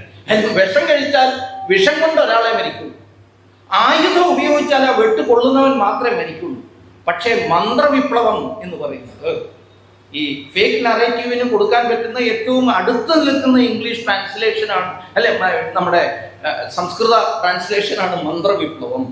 എന്ന് വെച്ചാൽ തെറ്റായ കാര്യം ചെവിയിൽ ഓതി ഓതി ഓതിത്തന്ന് നമ്മുടെ മനസ്സിനെ വിഷമയമാക്കുന്ന ആ പ്രക്രിയ, നമ്മളെ കുറിച്ചുള്ള തെറ്റായ ധാരണ നമ്മുടെ മനസ്സിൽ ഉണ്ടാക്കിക്കൊണ്ട് നമ്മളെ നമുക്കെതിരാക്കി തീർക്കുന്ന ആ വിശേഷപ്പെട്ട ഒരു തരം ഭയാനകമായ ഹിപ്നോട്ടിസം, ഒരു മായാജാലം. അതിനാണ് മന്ത്രവിപ്ലവം എന്ന് പറയുന്നത്. മന്ത്രവിപ്ലവം കൊണ്ട് അത് കേൾക്കുന്ന രാജാവ് മാത്രമല്ല, രാജാവിൻ്റെ രാജ്യവും രാഷ്ട്രവും പ്രജയും എല്ലാം നശിച്ചു പോകും എന്നാണ് പൗരാണികന്മാര് നമുക്ക് പറഞ്ഞു തരുന്നത്. ഒരു രാഷ്ട്രത്തെ തകർക്കണമെങ്കിൽ എന്താ വേണ്ടത് എന്ന ചോദ്യത്തിന് ഉത്തരമായി ഒരു പ്രസിദ്ധ സാഹിത്യകാരൻ, ചിന്തകൻ, പലപ്പോഴും ഉദ്ധരിച്ചിട്ടുള്ളതെന്ന് അറിയില്ല, ഈ ഹാളിലും പറഞ്ഞിട്ടുണ്ടോ എന്നുള്ളത്, പക്ഷെ വളരെ പ്രസക്തമായതുകൊണ്ട് ഉദ്ധരിക്കുകയാണ്. വീണ്ടും ആവർത്തനമാണെങ്കിൽ ക്ഷമിക്കണം. ആവർത്തനം കൊണ്ട് വലിയ അപകടമൊന്നുമില്ല, അത് കുറച്ചുകൂടെ ബലപ്പെടുക മാത്രമേ ഉള്ളൂ. ബെൻ ഓഖ്രി എന്ന് പറയുന്നതായ ഒരു എഴുത്തുകാരനുണ്ട്. ബുക്കർ പ്രൈസ് ഒക്കെ കുറച്ച് വർഷങ്ങൾ അടുത്ത കാലത്ത് ബുക്കർ പ്രൈസ് ഒക്കെ കിട്ടിയ ആളാണ്, നൈജീരിയക്കാരൻ. അയാൾക്ക് ബുക്കർ പ്രൈസ് ഒക്കെ കിട്ടിയല്ലോ എന്ന് വിചാരിച്ചിട്ട് നമ്മുടെ ജയ്പൂർ ലിറ്റ് ഫെസ്റ്റുകാര് 2 വർഷം മുമ്പ് അദ്ദേഹത്തെ ക്ഷണിച്ചിരുന്നു അവിടെ ഉദ്ഘാടനം ചെയ്യാൻ. ജയ്പൂർ ലിറ്റ് ഫെസ്റ്റ് എന്ന് പറയുമ്പോൾ ഈ ഫേക്ക് നറേറ്റീവിന്റെ മുഴുവൻ ഒരു വലിയ ഫാക്ടറിയാണ്. തെറ്റായ ആഖ്യാനങ്ങളുടെ സൃഷ്ടിക്ക് വേണ്ടി ഉണ്ടാക്കിയിട്ടുള്ള ഒരു വലിയ ഫാക്ടറിയാണ് അത്. അവർ വിചാരിച്ച് കറുത്തവനല്ലേ, ബുക്കർ പ്രൈസ് കിട്ടിയവനല്ലേ, മഹാബുദ്ധിമാനല്ലേ, ഏതായാലും ഇവിടെ വന്നാൽ ഭാരതത്തിനെതിരായിട്ടോ ഭാരത സംസ്കാരത്തിനെതിരായിട്ടോ എന്തെങ്കിലുമൊക്കെ പറയുന്ന വിളിച്ചുകൊണ്ട് വന്ന് ആയിരിക്കണം എന്ന് ഞാൻ കരുതാണ്. അവരാരും പറഞ്ഞിട്ടില്ല. ഏതായാലും അവിടെ പ്രസംഗം നടത്തിയ ആദ്യ വരിയിൽ തന്നെ അദ്ദേഹം ഇവരുടെ സങ്കല്പം മുഴുവൻ പൊളിച്ചു. അദ്ദേഹം പറഞ്ഞു, നിങ്ങളാണ്, അല്ലെങ്കിൽ നിങ്ങളുടെ പൂർവികരാണ്, അല്ലെങ്കിൽ നിങ്ങളുടെ രാമായണവും മഹാഭാരതവുമാണ് എന്നെ എഴുതാൻ പഠിപ്പിച്ചതെന്ന് പറഞ്ഞാണ് അദ്ദേഹം പ്രസംഗം തുടങ്ങിയത് തന്നെ. എന്നെ പഠിപ്പിച്ചത് അതാണ്, പഞ്ചതന്ത്രം വായിച്ചിട്ടാണ്, രാമായണവും മഹാഭാരതവും വായിച്ചിട്ടാണ് എങ്ങനെയാണ് എഴുതേണ്ടതെന്ന് ഞാൻ പഠിച്ചതെന്ന് പ്രസംഗിച്ചു. ഏതായാലും ഇതൊക്കെ കഴിഞ്ഞ് അദ്ദേഹം ഡൽഹിയിലെത്തി. അവിടെ ഒരു പത്രസമ്മേളനത്തിൽ വെച്ച് ഒരു പത്രക്കാരന്റെ ചോദ്യം, നിങ്ങളുടെ രാഷ്ട്രവും ഞങ്ങളുടെ രാഷ്ട്രവും തമ്മിൽ വലിയ സമാനതകളുണ്ട്. ഈ സമാനതകളിൽ ഒന്ന് കൊളോണിയൽ ഭരണമാണ്. ഈ കൊളോണിയൽ ഭരണകാലത്ത് സംഭവിച്ച അപകടങ്ങളെ പൂർണ്ണമായും നീക്കുന്നതിൽ നിങ്ങളുടെ രാഷ്ട്രം വിജയിച്ചോ? ഞങ്ങൾ അതിനുവേണ്ടി ശ്രമിക്കുകയാണെന്നൊക്കെ ഒരു പത്രക്കാരൻ ചോദിച്ചപ്പോൾ അദ്ദേഹം പറഞ്ഞ ഒരു കാര്യമാണ്, to poison a nation poison its stories. ഒരു രാഷ്ട്രത്തെ വിഷം കൊടുക്കണം എങ്കിൽ രാഷ്ട്രത്തിനല്ല കൊടുക്കേണ്ടത്, അതിൻ്റെ കഥകൾക്കാണ്, എന്ന് വെച്ചാൽ അതിൻ്റെ ചരിത്രത്തിനാണ്, എന്ന് വെച്ചാൽ അതിൻ്റെ നരേറ്റീവ്സിനാണ് വിഷം കൊടുക്കേണ്ടത്. നരേറ്റീവ്സിൽ വിഷം കലർത്തി കഴിഞ്ഞാൽ എന്ത് സംഭവിക്കും എന്നൊരു മനഃശാസ്ത്രജ്ഞനെ പോലെ ബെൻ ഓഖ്രി വിശദീകരിക്കുകയാണ്. അദ്ദേഹം പറഞ്ഞു, ഞങ്ങളുടെ നൈജീരിയയിലും ഞങ്ങളുടെ ആഫ്രിക്കൻ കൺട്രീസിലും ഒക്കെ സംഭവിച്ചാണ്. ഞങ്ങളുടെ ചരിത്രത്തിൽ ഞങ്ങളുടെ കഥകളിൽ വിഷം ചേർത്തത് വഴിക്ക് അതിൻ്റെ അടുത്ത സ്റ്റെപ്പ് എന്താണ്? രാഷ്ട്രം തന്നെ ഒരു തരത്തിൽ അനൈതികമായി പോകും, അധാർമികമായി പോകും, ഡിമോറലൈസ്ഡ് ആയി പോകും. ഡിമോറലൈസ്ഡ് ആയി പോകുന്ന രാഷ്ട്രം എന്ത് ചെയ്യും? അടുത്ത സ്റ്റെപ്പിലേക്ക് കടക്കാണ്. എനിക്ക് പലപ്പോഴും തോന്നി, ഗീതയിൽ ഭഗവാൻ സർവനാശത്തിലേക്ക് നമ്മൾ എങ്ങനെയാണ് എത്തുക എന്നുള്ളതിനെ കുറിച്ച്, എങ്ങനെയാണ് സർവനാശം സംഭവിക്കുക എന്നുള്ളതിനെ കുറിച്ച് വിശദീകരിക്കുമ്പോൾ പറഞ്ഞ 2 പ്രസിദ്ധമായ ശ്ലോകങ്ങളുണ്ട്. ധ്യായതോ വിഷയാൻ പുംസാസംഗസ്തേഷു ഉപജായതേ സംഘാത് സഞ്ജായതേ കാമ കാമാത് ക്രോധോ വിജായതേ ക്രോധാത് ഭവതി സമ്മോഹ സമ്മോഹാത് സ്മൃതിവിഭ്രമാ സ്മൃതിഭ്രംശാത് ബുദ്ധിനാശാത് ബുദ്ധിനാശോ വിനശ്യതി. ബുദ്ധിനാശാണ് ഇതിന്റെ വിനാശത്തിന്റെ കാരണം. കുറച്ചുകൂടെ സൂക്ഷ്മമായ വിശകലനമാണ് ഭഗവാൻ നടത്തുന്നത്. ഏതായാലും ബെൻ ഓഖ്രി കുറച്ചുകൂടി പുറത്തുകൂടിയുള്ള ഒരു ബാഹ്യമായ വിശകലനം അദ്ദേഹം പറയുന്നു, demoralized nation starts telling demoralized stories to itself. അതാണ് ഒരു വലിയ അപകടം. ഈ ഡിമോറലൈസ്ഡ് ആയിപ്പോയി കഴിഞ്ഞാൽ നമ്മൾ എന്താ ചെയ്യാം? നമ്മൾ ആ കഥ നമ്മളോട് തന്നെ പറയാൻ തുടങ്ങും. അങ്ങനെ ചെയ്യുമ്പോൾ തങ്ങളുടെ ജോലി എന്തെന്നറിയാത്ത ചില ആളുകൾ ഇതിനാക്കം കൂട്ടും. അദ്ദേഹം പറയുന്നത്, ചരിത്രം നമ്മളെ പഠിപ്പിക്കേണ്ട, വിദ്യാഭ്യാസം ശരിയായ വഴിക്ക് മുന്നോട്ട് കൊണ്ടുപോകേണ്ട ആൾക്കാരും അവരുടെ കല മറന്നു പോകും. അവരുടെ കല മറക്കുന്ന അദ്ദേഹം പറയുന്നു. മറന്നു കഴിഞ്ഞാലോ it will leads to ultimate psychic destruction. പരിപൂർണമായ ആത്യന്തികമായ സർവനാശത്തിലേക്ക്, ബൗദ്ധികവും മാനസികവും ആധ്യാത്മികവുമായ തകർച്ചയിലേക്ക് ആ രാഷ്ട്രം എത്തും എന്ന് നമുക്ക് പരിശോധിക്കാനുള്ളത്. വിഷമയമാക്കപ്പെട്ട നമ്മുടെ നറേറ്റീവ്സ്, നമ്മുടെ നാടിൻ്റെ കഥകൾ, അതിനെ ഒരു ഡീകോളനൈസ് ചെയ്തിട്ട് അല്ലെങ്കിൽ അതിൻ്റെ വിഷം ഇല്ലാതെയാക്കി ശുദ്ധമാക്കുന്നതിൽ നമ്മൾ വിജയിച്ചിട്ടുണ്ടോ എന്നാണ് നമ്മൾ ഈ ചർച്ചയിൽ പരിശോധിക്കേണ്ടത്. ഈ വിഷം ചേർക്കലിന്റെ ചരിത്രം ഇന്നോ ഇന്നലെയോ തുടങ്ങിയതല്ല. അതാണ് നമുക്കതിനെ പരിപൂർണമായി മനസ്സിലാക്കാനോ ഫലപ്രദമായി അതിനെ ചെറുക്കാനോ കഴിയാതെ വരുന്നുണ്ടെങ്കിൽ അതിന്റെ കാരണം അതിന്റെ കാലപ്പഴക്കമാണ്. ചില വിഷമൊക്കെ ഉള്ളിൽ കയറി കിടന്നാൽ കുറെ കാലമായി കിടക്കുന്നതാണെങ്കിൽ സ്ഥിരമായി രോഗം നമുക്ക് ഉണ്ടായിക്കൊണ്ടേയിരിക്കും. എത്രയോ കാലം മുമ്പേ തുടങ്ങിയതാണ്.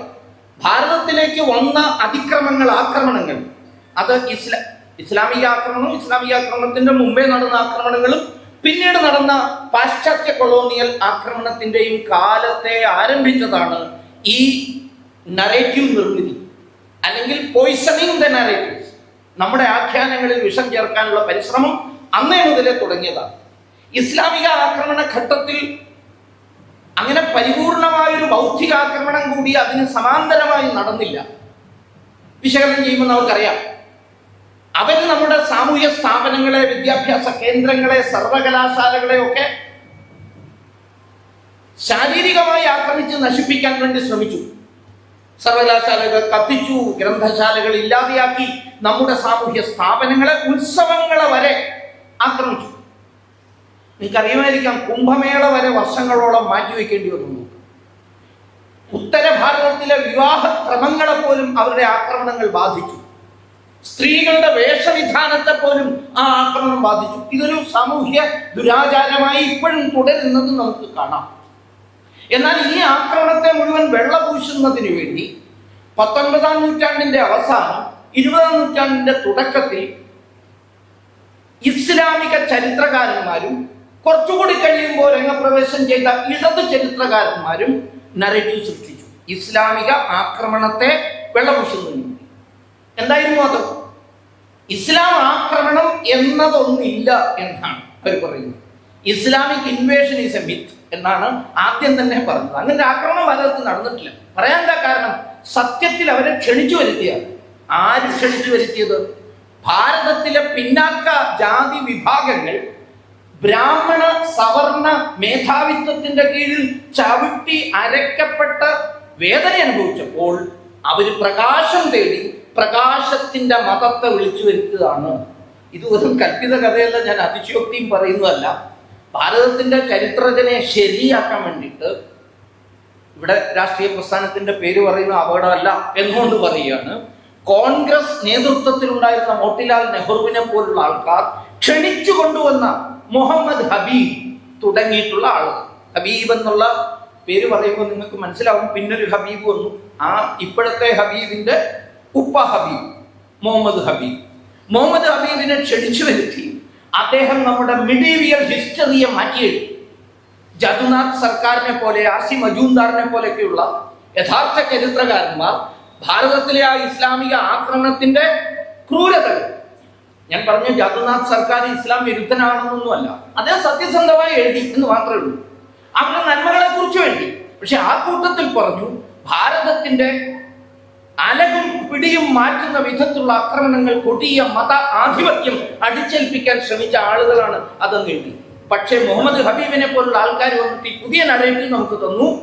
ഇവിടുത്തെ പിന്നാക്ക വിഭാഗത്തിൽപ്പെട്ടവർ, നിങ്ങൾക്കറിയാം, ഇപ്പോഴും ആ നറേറ്റീവ് നിലനിൽക്കുകയാണ്.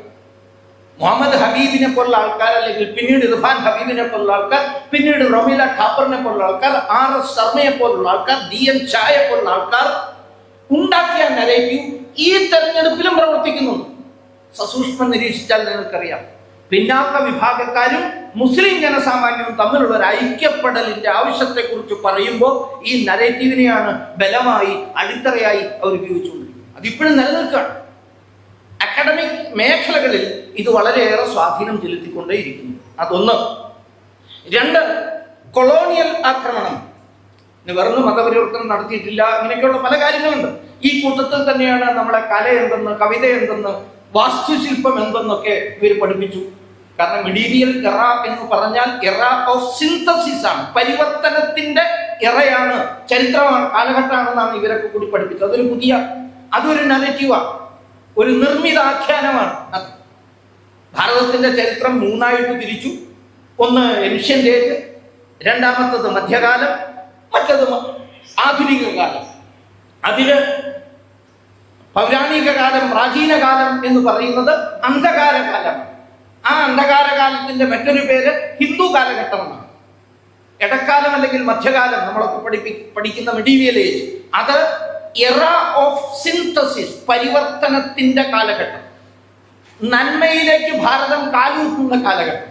അവിടെയാണ് നമ്മൾ ശരിയായ കാവ്യം എന്തെന്ന്, സാഹിത്യം എന്തെന്ന്, താജ്മഹലൊക്കെ പണിത് അതിലൂടെ വാസ്തുശില്പം എന്തെന്ന് വരെ നമ്മളെ പഠിപ്പിച്ചു എന്നൊക്കെയുള്ള പുതിയ ആഖ്യാനങ്ങൾ നമുക്ക് ഈ കൂട്ടർ നൽകി. ഇതിനോടൊപ്പമാണ് ഈ ബ്രിട്ടീഷ് അല്ലെങ്കിൽ യൂറോപ്യൻ നറേറ്റീവ്സ് നമ്മളെ സ്വാധീനിക്കാൻ വേണ്ടി തുടങ്ങി. ബോധപൂർവം ബ്രിട്ടീഷ് ഉദ്യോഗസ്ഥന്മാർ ഭാരതത്തിന്റെ ഉള്ളിൽ അതിസൂക്ഷ്മമായ ആഴത്തിലുള്ള പഠനം നടത്തി. നമ്മളിവിടെ ഈ നിർമ്മിതാഖ്യാനങ്ങളുമൊക്കെ ഇങ്ങനെ വളരെ രസമുള്ളൊരു പദം ഉപയോഗിക്കുമ്പോൾ ഇത് നിർമ്മിച്ചെടുക്കാൻ നൂറുകണക്കിന് വർഷങ്ങളുടെ തപസ്സും ഗവേഷണവും ഈ കൂട്ടർ നടത്തിയിട്ടുണ്ട്. ലളിതമായി ഉണ്ടാക്കിയതല്ല. ഇപ്പോ 1784 ഇത്ര ഗഹനമായൊരു ചർച്ചയ്ക്ക് തയ്യാറായിട്ടാണോ വന്നതെല്ലാവരും എന്ന് എനിക്കറിയില്ല. ഏതായാലും ഇത്രയും ഗഹനമായ വിഷയം തന്നതുകൊണ്ട് അതിലേക്ക് കടക്കുകയാണ്. 1784 വില്യം ജോൺസ് അദ്ദേഹം ഏഷ്യാറ്റിക് സൊസൈറ്റി ഉണ്ടാക്കി.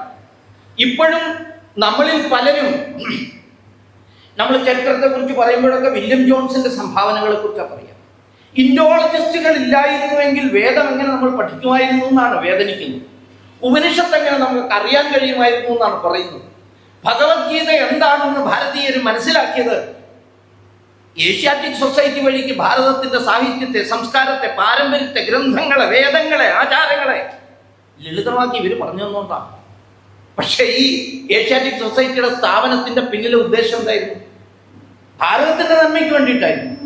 അങ്ങനെ ആയിരുന്നെങ്കിൽ 1784 ഏഷ്യാറ്റിക് സൊസൈറ്റി കൽക്കട്ട സുപ്രീം കോടതിയിലെ ജൂറി റൂമിൽ തുടങ്ങുമ്പോൾ, ഇതിനൊക്കെ പ്രാധാന്യമുണ്ട്, ഞാൻ ഈ പറഞ്ഞ ഓരോ വാക്കിനും പ്രാധാന്യമുണ്ട്.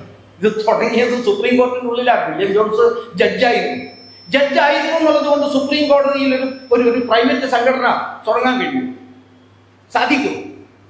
നമ്മുടെ ഇപ്പോഴത്തെ സുപ്രീം കോടതി ചീഫ് ജസ്റ്റിസ് അദ്ദേഹം വളരെ ലിബറൽ ആയിട്ടുള്ള ആളാണ്. ഒരു ശരിക്കും പുരുഷനോ ശരിക്കും സ്ത്രീയോ ആരുമില്ല എന്നൊക്കെ പറഞ്ഞ മഹാനായ സുപ്രീം കോടതി ജസ്റ്റിസാണ്. അതുകൊണ്ട് അദ്ദേഹം ഒരു സ്വകാര്യ സംഘടന തുടങ്ങിയിട്ട് സുപ്രീം കോടതിക്കുള്ളിൽ തന്നെ ഒരു മുറിക്കകത്ത് ഇതങ്ങ് പ്രവർത്തിച്ചു കളയാം എന്ന് തീരുമാനിക്കും. പറ്റില്ലല്ലോ. എന്നാൽ അന്ന് ബ്രിട്ടീഷ് സർക്കാരിന്റെ സഹായത്തോടെയാണ് ഇത് ചെയ്തത് എന്നതിന്റെ ആദ്യത്തെ ഉദാഹരണമാണ് സുപ്രീം കോടതി പ്രമിസസിന്റെ ഉള്ളിൽ തന്നെ വില്യം ജോൺസ് തുടങ്ങിയത്. രണ്ടാമത്തെ കാര്യം, ഭാരതത്തിന് വേണ്ടിയിട്ടാണ് ഇത് ആരംഭിച്ചെന്നുണ്ടെങ്കിൽ വല്ല ഭാരതീയരും അതിനകത്ത് വേണ്ടേ? ഭാരതത്തെക്കുറിച്ച് അറിയാവുന്ന, ഭാരതത്തിന്റെ ഭാഷയെക്കുറിച്ച് അറിയാവുന്ന, ഭാരതത്തിന്റെ സംസ്കാരത്തെക്കുറിച്ച് അറിയാവുന്ന ഭാരതീയർ ആരും ഉണ്ടായിരുന്നില്ലേ? ഇംഗ്ലീഷ് ഭാഷയും സംസ്കൃതവും ഒരുപോലെ കൈകാര്യം ചെയ്യാൻ കഴിയുന്ന എത്രയോ പണ്ഡിതന്മാര് ആ കാലഘട്ടത്തിൽ ഉണ്ടായിരുന്നു. പക്ഷേ അവരെ ഒരാളെ പോലും അതിൽ അംഗമായിട്ട് എടുത്തിട്ടില്ല. ഒരാളെ പോലും. നിങ്ങൾ ചിലർക്കറിയുമായിരിക്കാം, 44 വർഷങ്ങൾക്ക് ശേഷമാണ് രവീന്ദ്രനാഥ ടാഗോറിന്റെ മുത്തച്ഛനായ ദ്വാരകാനാഥ ടാഗോറിനെ 1829, അതായത് 44 വർഷം കഴിഞ്ഞ് 828 അവർ തീരുമാനം എടുക്കുന്നത് ഇംഗ്ലീഷുകാരല്ലാത്തവരെ കൂടി അംഗങ്ങളാക്കാം. അപ്പോഴേക്ക് ഏതാണ്ട് കുറെ പേരെ പാകപ്പെടുത്തി എടുത്തു കഴിഞ്ഞിരിക്കുന്നു. ആവശ്യമുള്ള അത്ര പഠനങ്ങൾ നടത്തി ഭാരതത്തിൽ എന്തെല്ലാം ഭിന്നതകളെ ഉരുവാക്കിയെടുക്കാമെന്ന് അവർ ഗവേഷണം ചെയ്ത് അതിന്റെ പഠനങ്ങളെല്ലാം നടത്തി കഴിഞ്ഞിരിക്കുന്നു. മൂക്ക് ചപ്പിയന്മാരെത്ര, മൂക്ക് നീണ്ടവരെത്ര, തലമുടി കോലനായവരെത്ര, തലമുടി ചുരുണ്ടവരെത്ര, വീതിയുള്ള നെറ്റിയുള്ള ഭാരതീയർ എത്രയുണ്ട്, ചുരുങ്ങിയ നെറ്റിയുള്ളവർ എത്ര പേരുണ്ട്, കറുമ്പന്മാർ എത്രയുണ്ട്, ഇരുണ്ടവർ എത്രയുണ്ട്, വെളുത്തവർ എത്രയുണ്ട്, ഇതിൻ്റെയൊക്കെ അടിസ്ഥാനത്തിൽ എത്ര ജാതികളുണ്ട്, ഇവരെ എങ്ങനെ പല തട്ടുകളായി തിരിക്കാമെന്നുള്ള എല്ലാ പഠനങ്ങളും ചെയ്തു കഴിഞ്ഞപ്പോൾ ഞാൻ ഈ സൂചിപ്പിച്ചതുപോലെ ദ്വാരകാനാഥ് ടാഗോറിനെ, ശിവചന്ദ്ര റായിയെ, മഹാരാജ വൈദ്യനാഥ സിംഗിനെ ഒക്കെ അതിൽ അംഗങ്ങളായി കാണിക്കാൻ വേണ്ടി എടുത്തു. അതുവരെ ഈ പഠനങ്ങളായി. ഈ പഠനങ്ങളെല്ലാം നടത്തിയെന്ന ഉദ്ദേശത്തെ ഒരു വരിയിൽ പറയാൻ ശ്രമിച്ചു. അതിൽ നിന്നുള്ള ഡാറ്റ ഉപയോഗിച്ചുകൊണ്ടാണ് ആന്ത്രോപോളജിക്കൽ സ്റ്റഡി, നരവംശ ശാസ്ത്രം ഭാരതത്തിൽ ആരംഭിച്ചത്. അതിൻ്റെയും തുടക്കക്കാരൻ വില്യം ജോൺസ് തന്നെയാണ്. ഇതേപോലെ ഇതിൽ നിന്ന് കിട്ടിയ പഠനങ്ങളുടെ ഇതിന്റെ വെളിച്ചത്തിലാണ് ജെയിംസ് മില്ലിനെ കൊണ്ട് ഭാരതത്തിന്റെ ചരിത്രം എഴുതിപ്പിച്ചത്. പക്ഷെ ആ ചരിത്രം എഴുതിയതിനെ കുറിച്ചും ആലോചിച്ചു നോക്കൂ.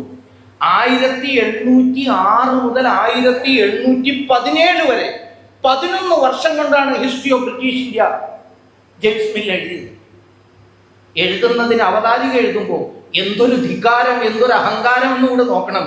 ഞാൻ ഈ എഴുതുന്നത് ഒരു തരത്തിൽ പറഞ്ഞാൽ എൻ്റെ ധാർമ്മികമായ കരുത്ത് എത്രയുണ്ട് എന്ന് എനിക്ക് വിശദീകരിക്കാൻ കഴിയുക ഒറ്റ കാര്യത്തിലൂടെയാണെന്ന് പറഞ്ഞുകൊണ്ട് എന്താ പറയുന്നറിയോ, it improved my moral objectivity എന്ന് പറഞ്ഞിട്ട് ജെയിംസ് മിൽ പറയുകയാണ്, had never been to India, ഞാൻ ഭാരതത്തിലേക്ക് വന്നിട്ടേ ഇല്ല. അതാണ് അയാളുടെ ഏറ്റവും പ്രധാനപ്പെട്ട യോഗ്യത. രണ്ടാമത്തെ യോഗ്യത എന്താ, ഈ ഭാരതത്തിന്റെ ഒരു ഭാഷയും സംസ്കൃതം മുതൽ മലയാളം വരെയുള്ള നോ സ്റ്റുപ്പിഡ് ലാംഗ്വേജ്, എനിക്ക് ഒരു ലാംഗ്വേജും അറിയില്ല. ഇത് രണ്ടും കൊണ്ടാണ് ഭാരതത്തിന്റെ ശരിയായ ചരിത്രം എഴുതാനുള്ള ശക്തി എനിക്ക് കിട്ടിയത്, മോറൽ കറേജ് എനിക്ക് കിട്ടിയെന്ന് പറഞ്ഞുകൊണ്ട് എഴുതിയ ആ പുസ്തകം. ഭാരതത്തെക്കുറിച്ച് പഠിക്കാൻ വേണ്ടി ഒരു ജീവിതകാലം മുഴുവനൊന്നും ചെലവാക്കേണ്ടതില്ല. ഇംഗ്ലണ്ടുകാരനായ സാമാന്യ വിദ്യാഭ്യാസമുള്ള ഒരുത്തന് അവന്റെ മുറിയിലിരുന്ന് അവന്റെ ഒരലമാരയിലെ പുസ്തകം ഉപയോഗിച്ചാൽ ഭാരതത്തിന്റെ മുഴുവൻ ദർശന പാരമ്പര്യവും പഠിക്കാൻ കഴിയും എന്ന ധിക്കാരം വിളമ്പിക്കൊണ്ട് എഴുതപ്പെട്ട പുസ്തകം. പക്ഷെ അതിന്റെ പിന്നിലെ ഗവേഷണം ഏഷ്യാറ്റിക് സൊസൈറ്റിയിലൂടെ അല്ലെങ്കിൽ സമാന്തരമായവരുണ്ടാക്കിയ ഗവേഷണ സ്ഥാപനങ്ങളിലൂടെ സൃഷ്ടിച്ചെടുത്ത ഡാറ്റ, അന്വേഷണം, ഗവേഷണം, പരീക്ഷണം, കണ്ടന്റ് ക്രിയേഷൻ, അതിൻ്റെ ഡെസിമിനേഷന് വേണ്ടിയിട്ടാണ് ഇത്തരം ചരിത്ര പുസ്തകങ്ങൾ എഴുതപ്പെട്ടത്. അതിനെ തുടർന്ന് 1817 ഈ പുസ്തകം വരുന്നു. 1833 ഇംഗ്ലീഷ് എഡ്യൂക്കേഷൻ സിസ്റ്റം ആക്ട് രൂപപ്പെടുന്നു. 1833 ഇംഗ്ലീഷ് വിദ്യാഭ്യാസ പ്രസ്ഥാനമൊക്കെ ആരംഭിക്കുന്നതിനും എത്രയോ വർഷങ്ങൾക്ക് മുമ്പ്, എത്ര പതിറ്റാണ്ടുകൾക്ക് മുമ്പേ അതിനു വേണ്ടിയിട്ടുള്ള പഠനങ്ങൾ നടത്തി അവർ രൂപപ്പെടുത്തി. സംസ്കൃത വിദ്യാഭ്യാസത്തിന്റെ വേരറുത്ത് കളയുവാൻ, ഭാരതത്തിന്റെ അത്യന്തം ആധുനികവും വികേന്ദ്രീകൃതവുമായ വിദ്യാഭ്യാസ വ്യവസ്ഥയാകുന്ന ആ സുന്ദരമായ വൃക്ഷത്തിന്റെ വേരറുത്ത് കളയുവാൻ എന്തെല്ലാം ചെയ്യണം എന്ന് ചിട്ടപ്പെടുത്തിയതിനു ശേഷം ഇംഗ്ലീഷ് വിദ്യാഭ്യാസ പദ്ധതി അവർ കൊണ്ടുവന്നു. ഇതിനെ തുടർന്ന് ഒട്ടേറെ നിയമപരിഷ്കാരങ്ങൾ, ഈ നിയമപരിഷ്കാരങ്ങൾ കൊണ്ടുവരുന്നതിനൊക്കെ ആധാരഭൂതമായി നിന്നത് ഈ നരേറ്റീവ് ബിൽഡിങ്ങിന് വേണ്ടി നടത്തിയ ഗവേഷണങ്ങളാണ്. അപ്പൊ ഫോറസ്റ്റ് ആക്ട് കൊണ്ടുവന്നു. ഭാരതത്തിൽ 1865 കൊണ്ടുവന്നതാണ് ഫോറസ്റ്റ് ആക്ട്. അതിന് ആ നിയമം കൊണ്ടുവരുന്ന ഡിട്രിച്ച് ബ്രാൻഡിസ്. ഈ ഡിട്രിച്ച് ബ്രാൻഡിസ് എന്ന് പറയുന്നത് ഏഷ്യാറ്റിക് സൊസൈറ്റിയുടെ ആദ്യകാലം മുതലേ, അതിന്റെ പ്രാഥമിക ഘട്ടം മുതലേ തന്നെ അതിൽ പ്രവർത്തിച്ചിരുന്ന വ്യക്തിയാണ്. വില്യം ജോൺസിന്റെ ഒരു മാനസപുത്രനാണ്. ഫോറസ്റ്റ് ആക്ട് കൊണ്ടുവന്നുകൊണ്ട് ആക്രമിച്ചത് എന്തിനായിരുന്നു? നമ്മുടെ ട്രൈബൽ വ്യവസ്ഥയെ, വനവാസികളുടെ സംസ്കാരത്തെ, അവരുടെ കൃഷിയുടെ പാരമ്പര്യത്തെ, ഇതിനെല്ലാം തകർത്ത് എറിയുന്ന വിധമാണ് അതുകൊണ്ട് വെള്ളത്തെ, കുടിവെള്ളം എന്ന് പറയുന്നത്. സ്വദേശി സമാജ് എന്ന് പറയുന്ന പ്രസിദ്ധമായ പുസ്തകത്തിൽ രവീന്ദ്രനാഥ് ടാഗോർ എഴുതുന്നുണ്ട്, ഭാരതത്തിന്റെ ജലവ്യവസ്ഥ ഓരോ ഗ്രാമവും സ്വയം സമ്പൂർണമായിരുന്നു. 6 ലക്ഷം ഗ്രാമങ്ങൾ ഉണ്ടായിരുന്നുവെങ്കിൽ 10 ലക്ഷത്തിലേറെ ജലസംഭരണികൾ ഉണ്ടായിരുന്നു ഭാരതത്തിൽ. ഓരോ ഗ്രാമത്തിലും ഉണ്ടായിരുന്നു. അതുകൊണ്ട് ജല സ്വാശ്രയത്വം ജലകാര്യത്തിൽ അത് കച്ചവട വസ്തുവായിരുന്നില്ല. PWD തുടങ്ങിക്കൊണ്ട്, പബ്ലിക് വർക്ക്സ് ഡിപ്പാർട്ട്മെന്റ് തുടങ്ങിക്കൊണ്ട് വളരെ നിരുപദ്രവകരമായ വിധത്തിൽ സ്റ്റെപ്പ് വെച്ച് അവർ ഈ ജലസംഭരണികളെ മുഴുവൻ തകർത്തു. ജലം ഒരു കമോഡിറ്റിയാക്കി മാറ്റാനുള്ള, കുടിക്കാനുള്ള വെള്ളം. നമ്മുടെ ഓരോ നഗരം, ആലുവ അടക്കമുള്ള നഗരത്തെ കുറിച്ചൊന്ന് ആലോചിച്ച് നോക്കൂ. ഒരു കാലഘട്ടത്തിൽ ഇവിടെ എത്ര ജല ലഭ്യത ഉളവാക്കുന്ന ഓരോ ക്ഷേത്രത്തോടനുബന്ധിച്ചുള്ള കുളങ്ങളും തടാകങ്ങളും എത്രയേറെ ഉണ്ടായിരുന്നു എന്ന്. ക്രിമിനൽ ട്രൈബ് ആക്ട് നമ്മുടെ നാട്ടിൽ അവർക്കെതിരായിട്ട് സമരം ചെയ്യുന്ന ഓരോരുത്തരെയും ക്രിമിനൽ ട്രൈബാക്കി മാറ്റി. അതൊരു ക്രിമിനൽ ട്രൈബ് ആകാനുള്ള ചരിത്രം അവർ തന്നെ നേരത്തെ എഴുതി വെച്ചു. ബാക്കി ഭാരതീയരുടെ മനസ്സിൽ പോലും ആ വിഭാഗത്തോട് അത്തരമൊരു മനോഭാവം ഉണ്ടായിരുന്നു. ഭാരതത്തിൽ ഈ ജാതി വേദകൃത്യങ്ങൾ ഉണ്ടായിരുന്നില്ല. ഇവിടെ നേരത്തെ വൈക്കം സത്യാഗ്രഹത്തിന്റെ കാര്യം പറഞ്ഞപ്പോ സൂചിപ്പിച്ചില്ലേ? ബ്രിട്ടീഷുകാരൻ ഇവിടെ വന്ന് ഇത്തരം സെൻസസ് മറ്റും നടത്തി സെൻസസിലൂടെ ജാതി ഹൈറാർക്കി സൃഷ്ടിച്ച് അതിൻ്റെ ഒരു തട്ട് വ്യവസ്ഥ ഉണ്ടാക്കി ഇവർ നിങ്ങളിലും മേലെയാണ്, ഇവർ നിങ്ങളിലും താഴെയാണ് എന്നൊക്കെയുള്ള ചിന്ത സമൂഹത്തിൽ വളർത്തിയെടുത്ത് അങ്ങനെയാണ് തീണ്ടാപലകയൊക്കെ വന്നിട്ടുള്ളത്.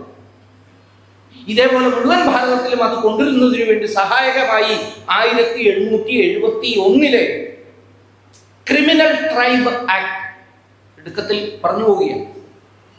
ഇതേപോലെ നമ്മുടെ കലയെ ഇപ്പോ മേഘയൊക്കെ പ്രതിദാനം ചെയ്യുന്ന നൃത്യരൂപത്തെ അതൊരു ക്രിമിനൽ ആക്ടാക്കി പ്രഖ്യാപിച്ചു. മോഹിനിയാട്ടം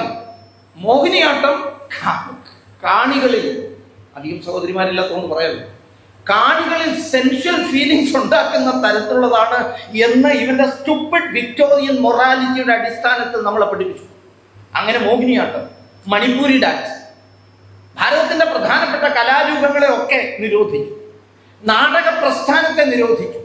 ഉത്തരഭാരതത്തിലൊക്കെ വളരെ പ്രചാരം സൃഷ്ടിച്ച നൗട്ടങ്കി പോലത്തെ കലാരൂപങ്ങളെ 1957 സ്വാതന്ത്ര്യ സമരത്തിലടക്കം വലിയ പങ്ക് ആശയ പ്രചരണ രംഗത്ത് നടത്തിയിരുന്ന കലാരൂപമാണ്. അതിനൊക്കെ തകർത്ത് തരിപ്പണാക്കി. പക്ഷേ ഇതൊക്കെ തകർന്ന് തരിപ്പണമായി എന്ന് ഇന്ന് നമുക്കറിയാത്ത വിധത്തിൽ നമ്മുടെ മനസ്സിനെ കീഴടക്കിയിരിക്കുന്നു അവർ സൃഷ്ടിച്ചു വെച്ച ആ നറേറ്റീവ്സ്. ഒരുപക്ഷെ വള്ളത്തോൾ നാരായണമേനോനെ പോലുള്ള മഹാത്മാവ് കേരളത്തിൽ അന്ന് പൊരുതിയില്ലായിരുന്നു എന്നുണ്ടെങ്കിൽ മോഹിനിയാട്ടം ഇപ്പോഴും അവഹേളിക്കപ്പെടുന്ന സദാചാര വിരുദ്ധമായ ഒരു കലാരൂപമായി നിലനിന്നില്ല. നമ്മൾ ആ ചരിത്രത്തിലേക്കൊക്കെ ഭാരതത്തിന്റെ സ്വാതന്ത്ര്യ സമര ചരിത്രത്തിലെ ഒരു വലിയ പങ്കാണ് അതുപോലും. ഇതെല്ലാം ചെയ്യുന്നതിന് വേണ്ടി ഇവർ സൃഷ്ടിച്ചു വെച്ച നാരറ്റീവ്സ്, ആംസ് ആക്ട് തുടങ്ങി, ഡ്രമാറ്റിക് പെർഫോമൻസ് ആക്ട് തുടങ്ങി, ഇതിനെല്ലാം വേണ്ട പഠനങ്ങൾ മുൻകൂറായി നടത്തി അതിൻ്റെ അംശങ്ങൾ ഇപ്പോഴും നമ്മുടെ മനസ്സിൽ പാകിവെച്ച് ആര്യദ്രാവിഡ വാദത്തെ വിദ്യാഭ്യാസ സമ്പ്രദായത്തിലൂടെ ചരിത്ര രചനയിലൂടെ നമ്മുടെ ഉള്ളിൽ കൊണ്ടുവരികയും അതിപ്പോഴും നിലനിന്നു പോരുകയും ചെയ്യും. ഇതിനോടൊപ്പമാണ് അവർ വളർത്തിയെടുത്തത് മറ്റൊരു വിചാരം, ഭാരതത്തെ ഒന്നാക്കി ഒരു രാഷ്ട്രമാക്കി മാറ്റിയത് ബ്രിട്ടീഷുകാരാണ്. ഇതിപ്പോഴും പറയുന്ന രാഷ്ട്രീയക്കാരെയും ചിന്തകന്മാരെയും നമുക്കിടയിൽ നമുക്കിപ്പോഴും കാണാൻ കഴിയുന്നില്ലേ? ഇപ്പോഴും ഇല്ലേ? ഇതൊരു രാഷ്ട്രമാക്കി രൂപപ്പെടുത്തിയത് ബ്രിട്ടീഷുകാരാണ്. അവരുടെ സംഭാവനകളിൽ ഒന്നാണ് എന്ന് സമീപകാലത്ത് ഓക്സ്ഫോർഡ് യൂണിവേഴ്സിറ്റിയിൽ നിന്ന് ഡോക്ടറേറ്റ് കിട്ടാൻ ഇടയായ ഭാരതത്തിന്റെ ഒരു പ്രധാനമന്ത്രി, കുറെ ഡോക്ടറേറ്റ് ഉണ്ട് ആ മനുഷ്യൻ, ഒരേ ഒരു കുഴപ്പമുള്ളൂ, ഭാരതത്തിൽ വളരെ കുറച്ചേ ഉണ്ടായിരുന്നുള്ളൂ. പുറത്തു പോകുമ്പോൾ ആവശ്യമില്ലാതെ മിണ്ടുകയും. അങ്ങനെ അവിടുന്ന് ഡോക്ടറേറ്റ് ഒക്കെ കിട്ടിക്കഴിഞ്ഞപ്പോൾ സായിപ്പന്മാരായ പ്രൊഫസർമാരാണ് ചുറ്റുപാട് ഇരിക്കുന്നത്. ആനന്ദം കൊണ്ട് അഭിമാനം കൊണ്ട് നിലത്തുനിന്ന് ഉയർന്നു പോയ പാവം രാഷ്ട്രീയക്കാരൻ, അന്നത്തെ പ്രധാനമന്ത്രി, അദ്ദേഹം പറഞ്ഞു, ഭാരതം ഒന്നാക്കിയത് നിങ്ങളാണ്, ഭാരതത്തിന് വിദ്യാഭ്യാസം എന്തെന്ന് പഠിപ്പിച്ചു തന്നത് നിങ്ങളാണ്, ആവിഷ്കാര സ്വാതന്ത്ര്യത്തിന്റെ പാഠങ്ങൾ ചൊല്ലിത്തന്നത് നിങ്ങളാണ്, നിയമപഠനത്തെ, പുരോഗമന വിദ്യാഭ്യാസത്തെ, ആധുനിക സർവകലാശാല വിദ്യാഭ്യാസത്തെ ഒക്കെ തന്നത് നിങ്ങളാണ് എന്ന് പറഞ്ഞുപോയി. അത് പബ്ലിക് ഡൊമൈനിലുണ്ട് ഇപ്പോഴും ആ പ്രസംഗം. നലച്ചു ഏറ്റവും വിദ്യാസമ്പന്നനായ ഭാരതത്തിന്റെ പ്രധാനമന്ത്രികളിൽ ഒരാളാണ് ആ മനുഷ്യൻ, പാവം. അപ്പോ ഈ ചിന്താഗതി മാഞ്ഞു പോയിട്ടൊന്നുമില്ല. എന്നെ കേൾക്കുന്ന ഈ വിഭാഗത്തിന് ഉണ്ടായിരിക്കില്ല, പക്ഷെ ബഹുഭൂരിപക്ഷം വരുന്ന പുറത്തു നിൽക്കുന്നവരും പ്രത്യേകിച്ച് വളർന്നു വരുന്ന നമ്മുടെ തലമുറയിൽ ഈ ഭാവം നിൽക്കുകയാണ്. ഭാരതം ഒരു രാഷ്ട്രമായത് എപ്പോഴാണ് എന്ന് ചോദിച്ചു കഴിഞ്ഞാൽ ബ്രിട്ടീഷുകാർ വന്നതിന് ശേഷമാണെന്ന് പറയുന്ന നിലയിലേക്ക് നമ്മുടെ കുട്ടികൾ മാറും. ഇതിനോടൊപ്പമാണ് ഒരു മൂന്നാമത്തെ നറേറ്റീവ് സൃഷ്ടിക്കുന്ന, കേവലം തലക്കെട്ട് മാത്രം പറഞ്ഞു പോകും, മാർക്സിയൻ നറേറ്റീവ്സ്. ഇതിലെല്ലാം മാർക്സിയൻ നറേറ്റീവ്സ് ഉണ്ട്, ഇടതുപക്ഷ നറേറ്റീവ്സ് ഉണ്ട്. 1925 സഖാവ് സ്റ്റാലിൻ ഭാരതത്തെ സംബന്ധിച്ച് നടത്തിയ ഒരു പ്രസ്താവന മാത്രം പറഞ്ഞാൽ നിങ്ങൾക്ക് ഏകദേശം മനസ്സിലാകും ഈ രണ്ട് നറേറ്റീവിനോടും എങ്ങനെയാണ് കമ്മ്യൂണിസ്റ്റ് നറേറ്റീവ് ചേർന്ന് നിൽക്കുന്നത്. ഞാനത് കോട്ട് ചെയ്യണം. അങ്ങനെ തന്നെ nowadays India is spoken of as a single whole. അടുത്ത കാലത്ത് ഈ സ്വാതന്ത്ര്യ സമരമൊക്കെ ആയിട്ട് ബന്ധപ്പെട്ട് ഭാരതം ഒന്നാണ് എന്നുള്ള ഒരു ചിന്ത ചിലരിലേക്ക് കടന്നു വരാൻ ഇടയായിട്ടുണ്ട്. പക്ഷെ അത് തെറ്റാണ്, പരിപൂർണമായും തെറ്റാണ്. നമ്മൾ വെയിറ്റ് ചെയ്യുക. ഞാൻ ഇംഗ്ലീഷും ഇതും കൂടെ തർജ്ജമയും കൂടെ പറയുന്നില്ല. നമ്മൾ വെയിറ്റ് ചെയ്യുക, സമയം ഒത്തുവരും. സ്വന്തം ഭാഷയുടെയും ജാതിയുടെയും വർഗത്തിന്റെയും പേരിൽ ഭാരതത്തിന്റെ വിവിധ വിഭാഗങ്ങൾ തമ്മിലടിച്ച് പുതിയ രാഷ്ട്രങ്ങൾ രൂപപ്പെടുന്ന ആ സുന്ദര പ്രഭാതത്തിന് വേണ്ടി കാത്തിരിക്കുക. ഇതൊക്കെ എഴുതി വെച്ചിട്ടുള്ളതാണ്. ആ ഒരു സുന്ദര പ്രഭാതത്തിന് വേണ്ടി ഇവരാണ് നമ്മൾക്ക് ദേശാഭിമാനത്തെ കുറിച്ച് ക്ലാസ് എടുക്കുന്നത്. In the case of revolutionary upheaval in India, many hitherto unknown nationalities, each with its own language and its distinctive culture, will emerge on the scene. അത് പുറത്തേക്ക് വരുമെന്നാണ്. നമ്മൾ ഒന്ന് തള്ളിക്കൊടുക്കേണ്ടി വരും. കുറച്ചൊന്ന് കാത്തിരിക്കുക, അത് തള്ളിക്കൊടുക്കാനാണ് 947 പേര് ശ്രമിച്ചത്. വളരെയേറെ ഒന്നും ഉണ്ടായില്ലെങ്കിലും ചുരുങ്ങിയത് 17 രാഷ്ട്രമെങ്കിലും ആക്കാൻ കൊണ്ടുപിടിച്ചു പരിശ്രമിച്ചു, ഭാരതം ഒന്നല്ല എന്ന് വരുത്തി തീർക്കാൻ. ഈ നറേറ്റീവ് ഭാരതമേ നീ മറന്നുപോയില്ലല്ലോ. ഭാരത് കെ ബർബാദി തക്ക് ജംഗ് രഹെങ്കെ എന്ന മുദ്രാവാക്യം JNUവിൽ ഉയർന്നിട്ടുണ്ടെങ്കിൽ ഈ ആശയ പരിസരത്ത് നിന്നാണ് ഈ വിഷവൃക്ഷം വളർന്നു വന്നത് എന്ന് മനസ്സിലാക്കാം. ഏതായാലും ഇതിനോടൊപ്പം തന്നെ ഈ മാർക്സിസത്തിന്റെ ഒരു പുതിയ രൂപാന്തരം എന്നോണം കൾച്ചറൽ മാർക്സിസം, അതാണ് ഏറ്റവും ആധുനികമായ അപകടകരമായ നരേറ്റീവ് സൃഷ്ടി നടത്തുന്ന ഒരു വിഭാഗം. സാംസ്കാരിക മാർക്സിസം. ചിലർ പറയും സംസ്കാരം ഉണ്ടെങ്കിൽ പിന്നെ മാർക്സിസ്റ്റ് ആവാൻ പറ്റുമോ, മാർക്സിസ്റ്റ് ആയാൽ പിന്നെ സംസ്കാരം ഉണ്ടാകുമോ, അതുകൊണ്ട് അങ്ങനെ പ്രയോഗിക്കരുതെന്നൊക്കെ പറയും. പക്ഷെ മനസ്സിലാക്കാൻ കൾച്ചറൽ മാർക്സിസം എന്നാണ് ഇപ്പോൾ പലപ്പോഴും പ്രയോഗിച്ചു വരുന്നത്. പുതിയൊരു പദപ്രയോഗം ഒരുപക്ഷെ നിങ്ങൾ എല്ലാവരും ശൈക്ഷണികമായ ലേഖനങ്ങൾ ചർച്ച ചെയ്യുമ്പോഴൊക്കെ കേട്ടിരിക്കാം. വോക്കിസം.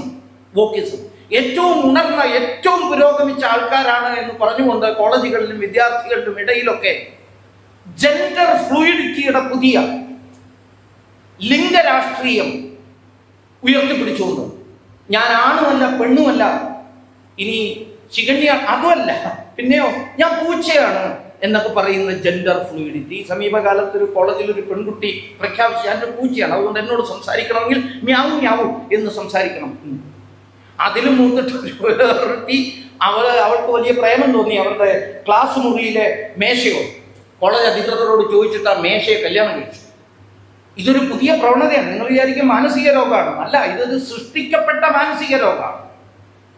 അതിലാണ് ഞാൻ നേരത്തെ പറഞ്ഞ ജസ്റ്റിസിന്റെ പ്രയോഗം. there is no ultimate male or ultimate female. Ultimate ആയിട്ടുള്ള പുരുഷനുമില്ല, അൾട്ടിമേറ്റ് ആയിട്ടുള്ള സ്ത്രീയുമില്ല എന്നൊക്കെയുള്ള പ്രയോഗത്തെ വായിച്ചെടുക്കേണ്ടത്. ഒരു കോളേജിൽ, ഒരു സ്കൂളിൽ വലിയ പ്രശ്നമുണ്ടായി. 12 വയസ്സായ ഒരു കുട്ടി, ആൺകുട്ടി എന്ന് തോന്നുന്ന കുട്ടി, നമുക്ക് അങ്ങനെയല്ലേ പറയാൻ പറ്റും, അല്ലെങ്കിൽ പൊളിറ്റിക്കലി കറക്റ്റ് ആവില്ല. ആ ആൺകുട്ടിയെ പാവം അധ്യാപകൻ ഹി എന്ന് അഭിസംബോധന ചെയ്തു. അവൻ, നീ എന്ന്, ആണെന്ന് തന്നെ. How dare you call me a he? I am not a he. I may be she. ഞാൻ ഷീ ആവാം, ഞാൻ ഹി ആവാം, ചിലപ്പോൾ ഇറ്റും ആവാം, അത് ആവാം, അവനോ അവളോ അല്ല, അതും ആകാം. ഇതാണ് ഇന്ന് വികസിച്ചു വരുന്ന മറ്റൊരു നറേറ്റീവ് നമ്മുടെ കോളേജിൽ, സ്കൂളിൽ. നമ്മൾ എത്ര കേൾക്കുന്നുണ്ടെന്നറിയില്ല. നേരത്തെ മേഘ പരിതപിച്ചല്ലോ കുട്ടികളില്ല എന്ന്. പിന്നെ അവരോട് ചോദിക്കാൻ കൂടെ ആരും ഇല്ലതായി. അവർ കേൾക്കുന്ന മുദ്രാവാക്യം എന്താ അറിയാം? യോലോ. നമ്മൾ എത്ര പേര് കേട്ടിട്ടുണ്ട് യോലോ? യോലോയാണ് സത്യം എന്നാണ്. എന്താ യോലോ? ഒരു പുതിയ ഭഗവാനാണ്. You only live for once. ഇത്രേ ഉള്ളൂ. നീ ഒരിക്കലേ ജീവിക്കുന്നുള്ളൂ. പിന്നെ എന്തിനാണ് നീ സംസ്കാരം, പാരമ്പര്യം, ജന്മം, കർമ്മം എന്നൊക്കെ പറയുന്നത്? എന്റെ ആവശ്യം എന്താ? ഈ ഡ്രിങ്ക് ആൻഡ് ബി മറി, തിന്ന, കുടിക്കുക. MDMA എങ്കിൽ MDMA, LDS എന്താ കിട്ടുന്നത് വെച്ചാൽ നാക്കി പറ്റിക്കുന്ന സ്റ്റാമ്പെങ്കിൽ നാക്കി പറ്റിക്കുന്ന സ്റ്റാമ്പ്, ഞരമ്പിൽ കുത്തിവെക്കുന്നെങ്കിൽ ഞരമ്പിൽ കുത്തിവെക്കും. ഇപ്പൊ ഈ കഴിഞ്ഞ ദിവസമല്ലേ, എവിടെയായിരുന്നു, തിരുവനന്തപുരത്തോ മറ്റോ, ഏട്ടനും അനിയനും കൂടി MDMA ആണോ അതിലും കൂടി എന്തെങ്കിലും സാധനമാണോ അടിച്ചിട്ട് അവർക്ക് തോന്നി നമ്മുടെ ശക്തി ഒന്ന് പ്രകടിപ്പിക്കുന്നു. വീട്ടിൽ നിന്ന് ഇരുമ്പ് ദണ്ടുമൊക്കെ ആയിട്ട് റോട്ടിലേക്ക് ഇറങ്ങി വരുന്നവരും പോകുന്നവരെയും ഒക്കെ ഈ ഇരുമ്പ് കമ്പി കൊണ്ട് അടിക്കുക. എത്ര പേരാണ് ഹോസ്പിറ്റലിൽ? ഒരു പുതിയ പ്രവണതയെ വളർത്തിയെടുക്കാൻ കുട്ടികളുടെ മനസ്സിലേക്ക് അരാജകത്വത്തെ കടത്തിവിടുന്ന ഒരു പുതിയ സിദ്ധാന്തം കൾച്ചറൽ മാർക്സിസം, വോക്കിസം. അവർ പറയുന്നത് ഇത് ലിബറലിസമാണ്. ഇങ്ങനെയാണെങ്കിൽ ലിബറൽ ആണ് എന്ന് എനിക്ക് അവകാശപ്പെടാൻ കഴിയുള്ളൂ എന്നാണ്. This is my body, this is my space and what I am doing is my choice. You have an got an right to intervene in. ഒരു പുതിയ മുദ്രാവാക്യമാണ്. ഇതെന്റെ ശരീരം, ഇതെന്റെ ഇടം, ഇതെന്റെ ഇഷ്ടം. അതിലേക്ക് ഇടപെടാൻ അച്ഛനായാലും അമ്മയായാലും ആർക്കാണ് അവകാശം? ഒരാൾക്കും അവകാശം. ഞാനെന്ത് ധരിക്കണം, ഞാനെന്ത് ചെയ്യണം, അത് മെട്രോയിൽ സഞ്ചരിക്കുമ്പോഴായാലും വീട്ടിലിരിക്കുമ്പോഴായാലും നടുറോട്ടിലായാലും, ദിസ് ഈസ് മൈ ബോഡി, ഇതെന്റെ ശരീരം, ദിസ് ഈസ് മൈ ചോയ്സ്, ഇതെന്റെ ഇഷ്ടമാണ്, ഞാനത് ചെയ്യും എന്ന് പറയുന്നിടത്തേക്ക് കുട്ടികൾ എത്തുക. അതിലേക്ക് അത് പുരോഗതിയാണോ അധോഗതിയാണോ എന്ന് നമ്മൾ ഓരോരുത്തരും ചിന്തിക്കേണ്ടത്. ഈ അടുത്ത കാലത്ത് സംഭവിച്ചത് ഭാരതത്തിലെ ഏറ്റവും അറിയപ്പെടുന്ന, ഏറ്റവും കേമം എന്ന് വിചാരിക്കുന്ന ഇവിടെ ഇരിക്കുന്ന രക്ഷകർത്താക്കളിൽ ചിലരെങ്കിലും ഒരുപക്ഷെ മോഹിച്ചേക്കാവുന്ന അഡ്മിഷൻ കിട്ടാൻ ഇടയുണ്ടോ എന്ന് അന്വേഷിക്കുന്ന പലരും എന്നോട് ഫോൺ ചെയ്ത് ചോദിച്ചിട്ടുണ്ട്. ആരും ചോദിച്ചിട്ടുണ്ട്, അസീം പ്രേംജി യൂണിവേഴ്സിറ്റിയിൽ അഡ്മിഷൻ കിട്ടുമോ, ഇല്ലെങ്കിൽ അശോകയിൽ കിട്ടുമോ, അല്ലെങ്കിൽ ജിണ്ടലിൽ കിട്ടുമോ എന്നൊക്കെ ചോദിക്കുന്ന പല രക്ഷകർത്താക്കളും ഇതിലുണ്ടോന്ന് അറിയില്ല. ചിലരൊക്കെ എന്നെ വിളിക്കാറുണ്ട്. ഈ ഡൽഹിയിലായതുകൊണ്ട് ചിലരൊക്കെ പറയുന്ന പോലെ മോദിക്ക് വരെ ബുദ്ധി ഉപദേശിച്ചു കൊടുക്കുന്ന ഇങ്ങനെയൊക്കെയുള്ള തെറ്റിദ്ധാരണയുള്ളവരുണ്ട്. അപ്പൊ അവരാണ് മാറ്റത്തിന് വേണ്ടി, പ്രൊമോഷന് വേണ്ടിയിട്ടൊക്കെ വിളിക്കുന്ന കൂട്ടത്തിൽ ഇതും വിളിക്കാറുണ്ട് അഡ്മിഷൻ. അസീം പ്രേംജി യൂണിവേഴ്സിറ്റിയിൽ, അസീം പ്രേംജി നല്ല ആളാണെന്നാണ് അർത്ഥം, നമ്മളെല്ലാം വിശ്വസിക്കുന്നു, നല്ല ആള് തന്നെയാണ് പാവം. അദ്ദേഹത്തിന്റെ യൂണിവേഴ്സിറ്റിയിൽ ഈ കഴിഞ്ഞ ദിവസം ഒരു പരിപാടി നടന്നു. പരിപാടിയുടെ തലക്കെട്ട് എന്താണെന്നറിയും? അത് ഇതുപോലത്തെ റോസ്ട്രത്തിൽ എഴുതി വെച്ചിരുന്നു, അനിഹിലേറ്റിംഗ് ഹിന്ദുയിസം. അതിന്റെ പരിപാടിയുടെ പേരങ്ങനെയാണ്, അനിഹിലേറ്റിംഗ്, നശിപ്പിക്കുക, ഉന്മൂലനം ചെയ്യുക ഹിന്ദുത്വത്തെ എന്നാണ് പരിപാടിയുടെ തലക്കെട്ട്. 2 വർഷം മുമ്പ് ഒരു വിദേശ സർവകലാശാലയിൽ നടന്നു ഡിസ്മാന്റലിംഗ് ഹിന്ദുത്വം, ഹിന്ദുത്വത്തെ അടിമുടി അഴിച്ചു പണിയുക എന്ന് പറഞ്ഞുകൊണ്ട് നടത്തി. ഇതേപോലെ പരിപാടി നടന്നു അസീം പ്രേംജി. ഇതൊരു പുതിയ വാർത്തയല്ല. പുതിയ വാർത്ത ഞാൻ എന്താ പറയാൻ ഉദ്ദേശിക്കുന്നത്, അവിടെ ഇതേപോലെ കീനോട്ട് അഡ്രസ് ചെയ്യാൻ വേണ്ടി വന്നത് അവിടെ റിസർച്ച് വിദ്യാർത്ഥി ആയ ഒരു കൾച്ചറൽ മാർക്സിസ്റ്റ്, ഒരു വോക്കിസ്റ്റാണ്. വിദ്യാർത്ഥി എന്ന് പറയണോ വിദ്യാർത്ഥിനി എന്ന് പറയണോ എന്ന് എനിക്കറിയില്ല. അവന് താടിയും മീശയും ഉള്ളതുകൊണ്ട് വിദ്യാർത്ഥി എന്ന് പറയണം. പക്ഷെ ധരിച്ചിരുന്നത് സാരിയാണ്. സാരി ഉടുക്കുന്ന അപകടമല്ല, സാരി സ്ത്രീകൾ ഉടുക്കുന്നത് സുന്ദരമാണ് കാണാൻ. പക്ഷേ ഒരു താടിയും മീശയും ഉള്ള ഒരു ചെറുപ്പക്കാരൻ അവൻ സാരി ഉടുത്തിട്ട് വന്ന് നിൽക്കുകയാണ്. ഇതാണ് പുരോഗമനം, അവനാണ് വിഷയം അവതരിപ്പിക്കുന്നത്. ഈ ആശയം മുഴുവൻ ഹിന്ദുത്വത്തെ ഇല്ലാതാക്കാനുള്ളതാണ് എന്ന് സമൂഹത്തിലേക്ക്, സമൂഹം എന്ന് പറയുമ്പോൾ വളർന്നു വരുന്ന തലമുറയിലേക്ക് ഈ ആശയത്തെ കൊടുത്തുകൊണ്ടിരിക്കുകയാണ്. ഇതിനെ നമ്മൾ തിരിച്ചറിയേണ്ടിയിരിക്കുന്നു, മനസ്സിലാക്കേണ്ടിയിരിക്കുന്നു. ഇതിനെയെല്ലാമാണ് വളരെ ബോധപൂർവം നിർമ്മിക്കപ്പെട്ടുകൊണ്ടിരിക്കുന്ന ആഖ്യാനങ്ങൾ എന്ന് പറയുന്നത്. ഇതിനെ ഈ വഴിയെ തുടരാൻ അനുവദിച്ചപ്പോൾ അതുകൊണ്ട് ഉടനെ തന്നെ അവരൊക്കെ ശാരീരികമായി ഇല്ലാതാക്കല്ല, ബൗദ്ധികമായി നമ്മുടെ വരുന്ന തലമുറയെ പാകപ്പെടുത്തി എടുത്തില്ല എങ്കിൽ വലിയൊരു അപകടത്തിലേക്ക്, നേരത്തെ പറഞ്ഞ മൈക്കൽ ഹോഫിൻ, ഇതെല്ലാം പരസ്പരം ബന്ധപ്പെട്ടത് തന്നെയാണ്, തോന്നിയ കുറേ കൊട്ടേഷൻ അങ്ങ് പറഞ്ഞതല്ല, പറഞ്ഞില്ലേ, ഈ good times create weak men, weak men creates hard times എന്ന പതനത്തിലേക്ക് പോകാതില്ല. ഇതിന് സഹായകരമായി പ്രവർത്തിക്കുന്ന മറ്റൊരു മഹാശക്തി കൂടിയുണ്ട്. അതിന് തന്നെ വേണം 1 മണിക്കൂർ വിശദീകരിക്കാൻ. നമ്മുടെ ജോർജ് സോറോസിന്റെ ഒക്കെ നേതൃത്വത്തിൽ പ്രവർത്തിക്കുന്ന ഗ്ലോബൽ മാർക്കറ്റ് ഫോഴ്സസ്. ഇപ്പൊ ഈ തെരഞ്ഞെടുപ്പ് കാലത്ത് പൊടുന്നനവൻ നറേറ്റീവ് മാറി വരുന്നത് നമ്മൾ കണ്ടു. ഇന്നലെ ഞാൻ പോയ ശാഖയിലും അവരെന്നോട് ബലമായി ആവശ്യപ്പെട്ടത് അതിന്റെ ഉത്തരമാണ്. ഞാൻ പറഞ്ഞു, സംഘത്തിന്റെ പ്രചാരകൻ എന്ന നിലയ്ക്ക് സംഘത്തിന്റെ ശാഖയിൽ ഗണഗീതം പാടിയിട്ട് മണ്ഡലയിരിക്കുന്ന സമയത്ത് രാഷ്ട്രീയം ചർച്ച ചെയ്തു. എന്നാലും അവരുടെയൊക്കെ മുഖം കണ്ട് വിഷമം കണ്ടപ്പോൾ എനിക്ക് വിശദീകരിക്കേണ്ടി വന്നു കുറച്ച്. എന്തായിപ്പോ നടക്കുന്നത്? നടന്നു വന്ന തെരഞ്ഞെടുപ്പിന്റെ ആ നരേറ്റീവിനെ പെട്ടെന്ന് മാറ്റിയെടുക്കാൻ വേണ്ടി എത്ര കോടികളാണ് ചെലവഴിക്കപ്പെട്ടത് എന്ന് ഒരുപക്ഷെ നമ്മുടെ മുമ്പിൽ ജൂൺ 4 കഴിഞ്ഞാൽ പുറത്തു വരുമായിരിക്കാം. വൻതോതിൽ പണം ചെലവഴിക്കപ്പെടുന്നു ഈ നരേറ്റീവ് പടുത്തുയർത്താൻ വേണ്ടി, ഇത്തരം ആശയങ്ങളെ നിലനിർത്താൻ വേണ്ടി, ജനങ്ങളുടെ മനസ്സിനെ വിഷമയമാക്കുന്നതിന് വേണ്ടി പരിശ്രമിച്ചുകൊണ്ട് ഇരിക്കുകയാണ്. 2 വർഷം മുമ്പ് നമ്മുടെ ആദരണീയനായ പ്രധാനമന്ത്രി അമേരിക്കയിൽ പോയി. അമേരിക്കയിൽ നമുക്കറിയാം, മുമ്പ് അദ്ദേഹത്തിന് വിസ നിഷേധിച്ച രാഷ്ട്രമാണ്. 2 തവണയായി അദ്ദേഹം ഇപ്പോൾ അവർ ക്ഷണിച്ചിട്ട് അവിടെ പോകുന്നു. സംയുക്ത പാർലമെന്റിനെ അഭിസംബോധന ചെയ്തു അദ്ദേഹം. സംയുക്ത പാർലമെന്റിനെ ബഹുമാനപ്പെട്ട പ്രധാനമന്ത്രി അഭിസംബോധന ചെയ്യുമ്പോൾ അതിന്റെ മുന്നിൽ ടൗണിൽ ഒരു വലിയ അഭിമുഖം നടക്കുകയാണ്, ഒരു ഇന്റർവ്യൂ. ആരാ? അവിടുത്തെ ബാരക് ഒബാമ, മുൻ രാഷ്ട്രപതി ക്രിസ്ത്യാനെ അമൃത് പോൾ എന്ന് പറയുന്നതായ CNN IBNന്റെ സീനിയർ വൈസ് പ്രസിഡന്റും ജോർജ് സൊറോസിന്റെ ഓപ്പൺ സൊസൈറ്റിയുടെ ഉപദേശകയുമായ പത്രപ്രവർത്തക ഒരു ഇന്റർവ്യൂ നടത്തിയത്. ജോർജ് സോറോസ് എന്ന് പറഞ്ഞ ഗ്ലോബൽ മാർക്കറ്റ് ഫോഴ്സസിന്റെ ഏറ്റവും പ്രധാനപ്പെട്ട ധനികനായ ഈ ആഖ്യാത നിർമ്മാതാവ്. അയാളുടെ പേറോളിലുള്ള വ്യക്തിയാണ് ഈ ക്രിസ്ത്യാനെ അമർക്കോ. അവർ നടത്തിയ അഭിമുഖത്തിലാണ് ബാരക് ഒബാമ, ഇതിന്റെ സമയം ശ്രദ്ധിക്കണം, ഉള്ളിൽ പ്രധാനമന്ത്രി സംസാരിക്കുന്നു, പുറത്ത് ഭാരതം രണ്ടായി പിളർന്നു കഴിഞ്ഞു എന്നുള്ള കുപ്രസിദ്ധമായ ബാരക് ഒബാമയുടെ പ്രസ്താവന വരുന്നത് ഇവരുടെ ചോദ്യത്തിന് മറുപടിയായിട്ടാണ്. ഇസ്ലാമിക് ഇന്ത്യ, ഹിന്ദു ഇന്ത്യ എന്ന് പറഞ്ഞ് ഭാരതം രണ്ടായി കഴിഞ്ഞു, 947 സാഹചര്യം പുനഃസൃഷ്ടിക്കപ്പെടുകയാണ് എന്ന് പ്രഖ്യാപിച്ചു. ഇതിനു വേണ്ടി പണം ചെലവഴിക്കപ്പെടുകയാണ് ഭാരതം. ഇതിനുവേണ്ടി നമ്മുടെ മനസ്സിനെ മാറ്റാനുള്ള പരസ്യ പ്രചാരണങ്ങളിലൂടെ, നമ്മുടെ മനസ്സിനെ മാറ്റാൻ തക്കവണ്ണമുള്ള പത്രവാർത്തകളിലൂടെ, ലേഖന നിർമ്മാണങ്ങളിലൂടെ, സീരിയലുകളിലൂടെ ഈ നരേറ്റീവിൻ്റെ പുതിയ പുതിയ രൂപങ്ങൾ നമ്മുടെ മുമ്പിലേക്ക് എത്തിക്കൊണ്ടേയിരിക്കുകയാണ്. സ്റ്റാർബക്സ് ഈ അടുത്ത സമയത്ത് ഇറക്കിയ അവരുടെ ഒരു പ്രചരണ ഉപകരണത്തെ കുറിച്ച് കൂടി പറഞ്ഞ് നിർത്താൻ പറ്റുന്നില്ല, അങ്ങനെ പോവാണ് അല്ലേ. സ്റ്റാർബക്സിന്റെ ആ പ്രചരണ വീഡിയോയുടെ #, it all starts with your name എന്നതാണ്. It all starts with your name എന്ന് വെച്ചാൽ എല്ലാം നിന്റെ പേരിനോടൊപ്പം ആരംഭിക്കുന്നു എന്നാണ്. എന്താ കഥ, എന്താ വീഡിയോ? സ്റ്റാർബക്സ് നമുക്കറിയാം, കാപ്പി കിട്ടുന്ന ഒരു വൈദേശിക ശൃംഖലയാണ്. അതിൻ്റെ ഒരു ഷോപ്പിൽ ഒരു മധ്യവയസ്കനായ വ്യക്തിയും അദ്ദേഹത്തിൻ്റെ ഭാര്യ ഇരിക്കുന്നു. അവർ കാത്തിരിക്കുകയാണ് അവരുടെ മകൻ അർപ്പിത് എന്നാണ് അവൻ്റെ പേര്, എന്നായിരുന്നു അവൻ്റെ പേര്. കോളേജിൽ പഠിക്കുമ്പോൾ ഞാൻ നേരത്തെ പറഞ്ഞതുപോലെ സാരി ഉടുക്കുന്ന ആണുങ്ങളെയൊക്കെ കണ്ടു കഴിഞ്ഞപ്പോൾ കുറച്ച് കഴിഞ്ഞപ്പോൾ അവന് തോന്നി ഞാൻ പെണ്ണാണ്. തോന്നിയത് അച്ഛൻ്റെ അമ്മയുടെ അനുവാദമൊന്നും വേണ്ട, പ്രായപൂർത്തിയായവനാണ്, ലിംഗം മാറ്റാം, അവൻ്റെ ജെൻഡർ മാറ്റാം. ഓപ്പറേഷനിലൂടെ അവൻ ജെൻഡർ മാറ്റി, 1 ദിവസത്തേക്കോ 2 ദിവസത്തേക്കോ എത്ര കാലത്തേക്കാണെന്ന് അറിയില്ല. ഇതറിഞ്ഞ അച്ഛനും അമ്മയും പരിഭ്രമിച്ചെത്തിയിരിക്കുകയാണ് അർപ്പിതിനെ കാണാൻ വേണ്ടി. പക്ഷെ അർപ്പിത് കയറി വരുന്നത് അർപ്പിതായിട്ടല്ല, അർപ്പിതയായിട്ടാണ്. ഒരു എ കൂടി, ഒരു ചുവന്ന സാൽവാറാണോ കമ്മീസാണോ ഞാൻ അത്ര ശ്രദ്ധിച്ചില്ല. അതിൽ ഏതായാലും ഒരു ചുവപ്പ് വസ്ത്രത്തിലാണ്, ചുവപ്പെന്ന കളറിന് വലിയ പ്രാധാന്യം ഉണ്ട് അവിടെ. അതിലേക്ക് പ്രവേശിക്കുകയാണ്. അച്ഛൻ വലിയ പരിഭ്രമിച്ചു, അമ്മ എപ്പോഴും സ്നേഹമയ്യാണ്, അതുകൊണ്ട് അച്ഛൻ്റെ കൈ ഇങ്ങനെ പിടിച്ച് സമാധാനിപ്പിക്കുന്നു. അവൾ വന്നിരുന്നിട്ടും അദ്ദേഹം ഒന്നും മിണ്ടുന്നില്ല.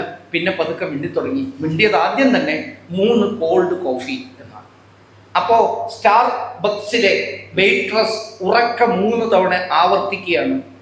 കാരണം അച്ഛൻ അർപ്പിതയ്ക്ക് വേണ്ടിയിട്ടാണ് 3 കോഫി എന്ന് പറയുന്നില്ല, പക്ഷേ വെയിട്രസ് ആവർത്തിക്കുമ്പോൾ अर्पिता के लिए 3 कोल्ड कॉफी, अर्पिता के लिए 3 कोल्ड कॉफी, अर्पिता के लिए 3 कोल्ड कॉफी. കോൾഡ് കോഫി അതിന് വലിയ പ്രാധാന്യമുണ്ട്. രാഷ്ട്രത്തിൻ്റെ സങ്കല്പത്തിൻ്റെ നിരാസമാണ്, രാഷ്ട്രത്തിൻ്റെ തകർച്ചയാണ് അവർ ആഗ്രഹിക്കുന്നത്.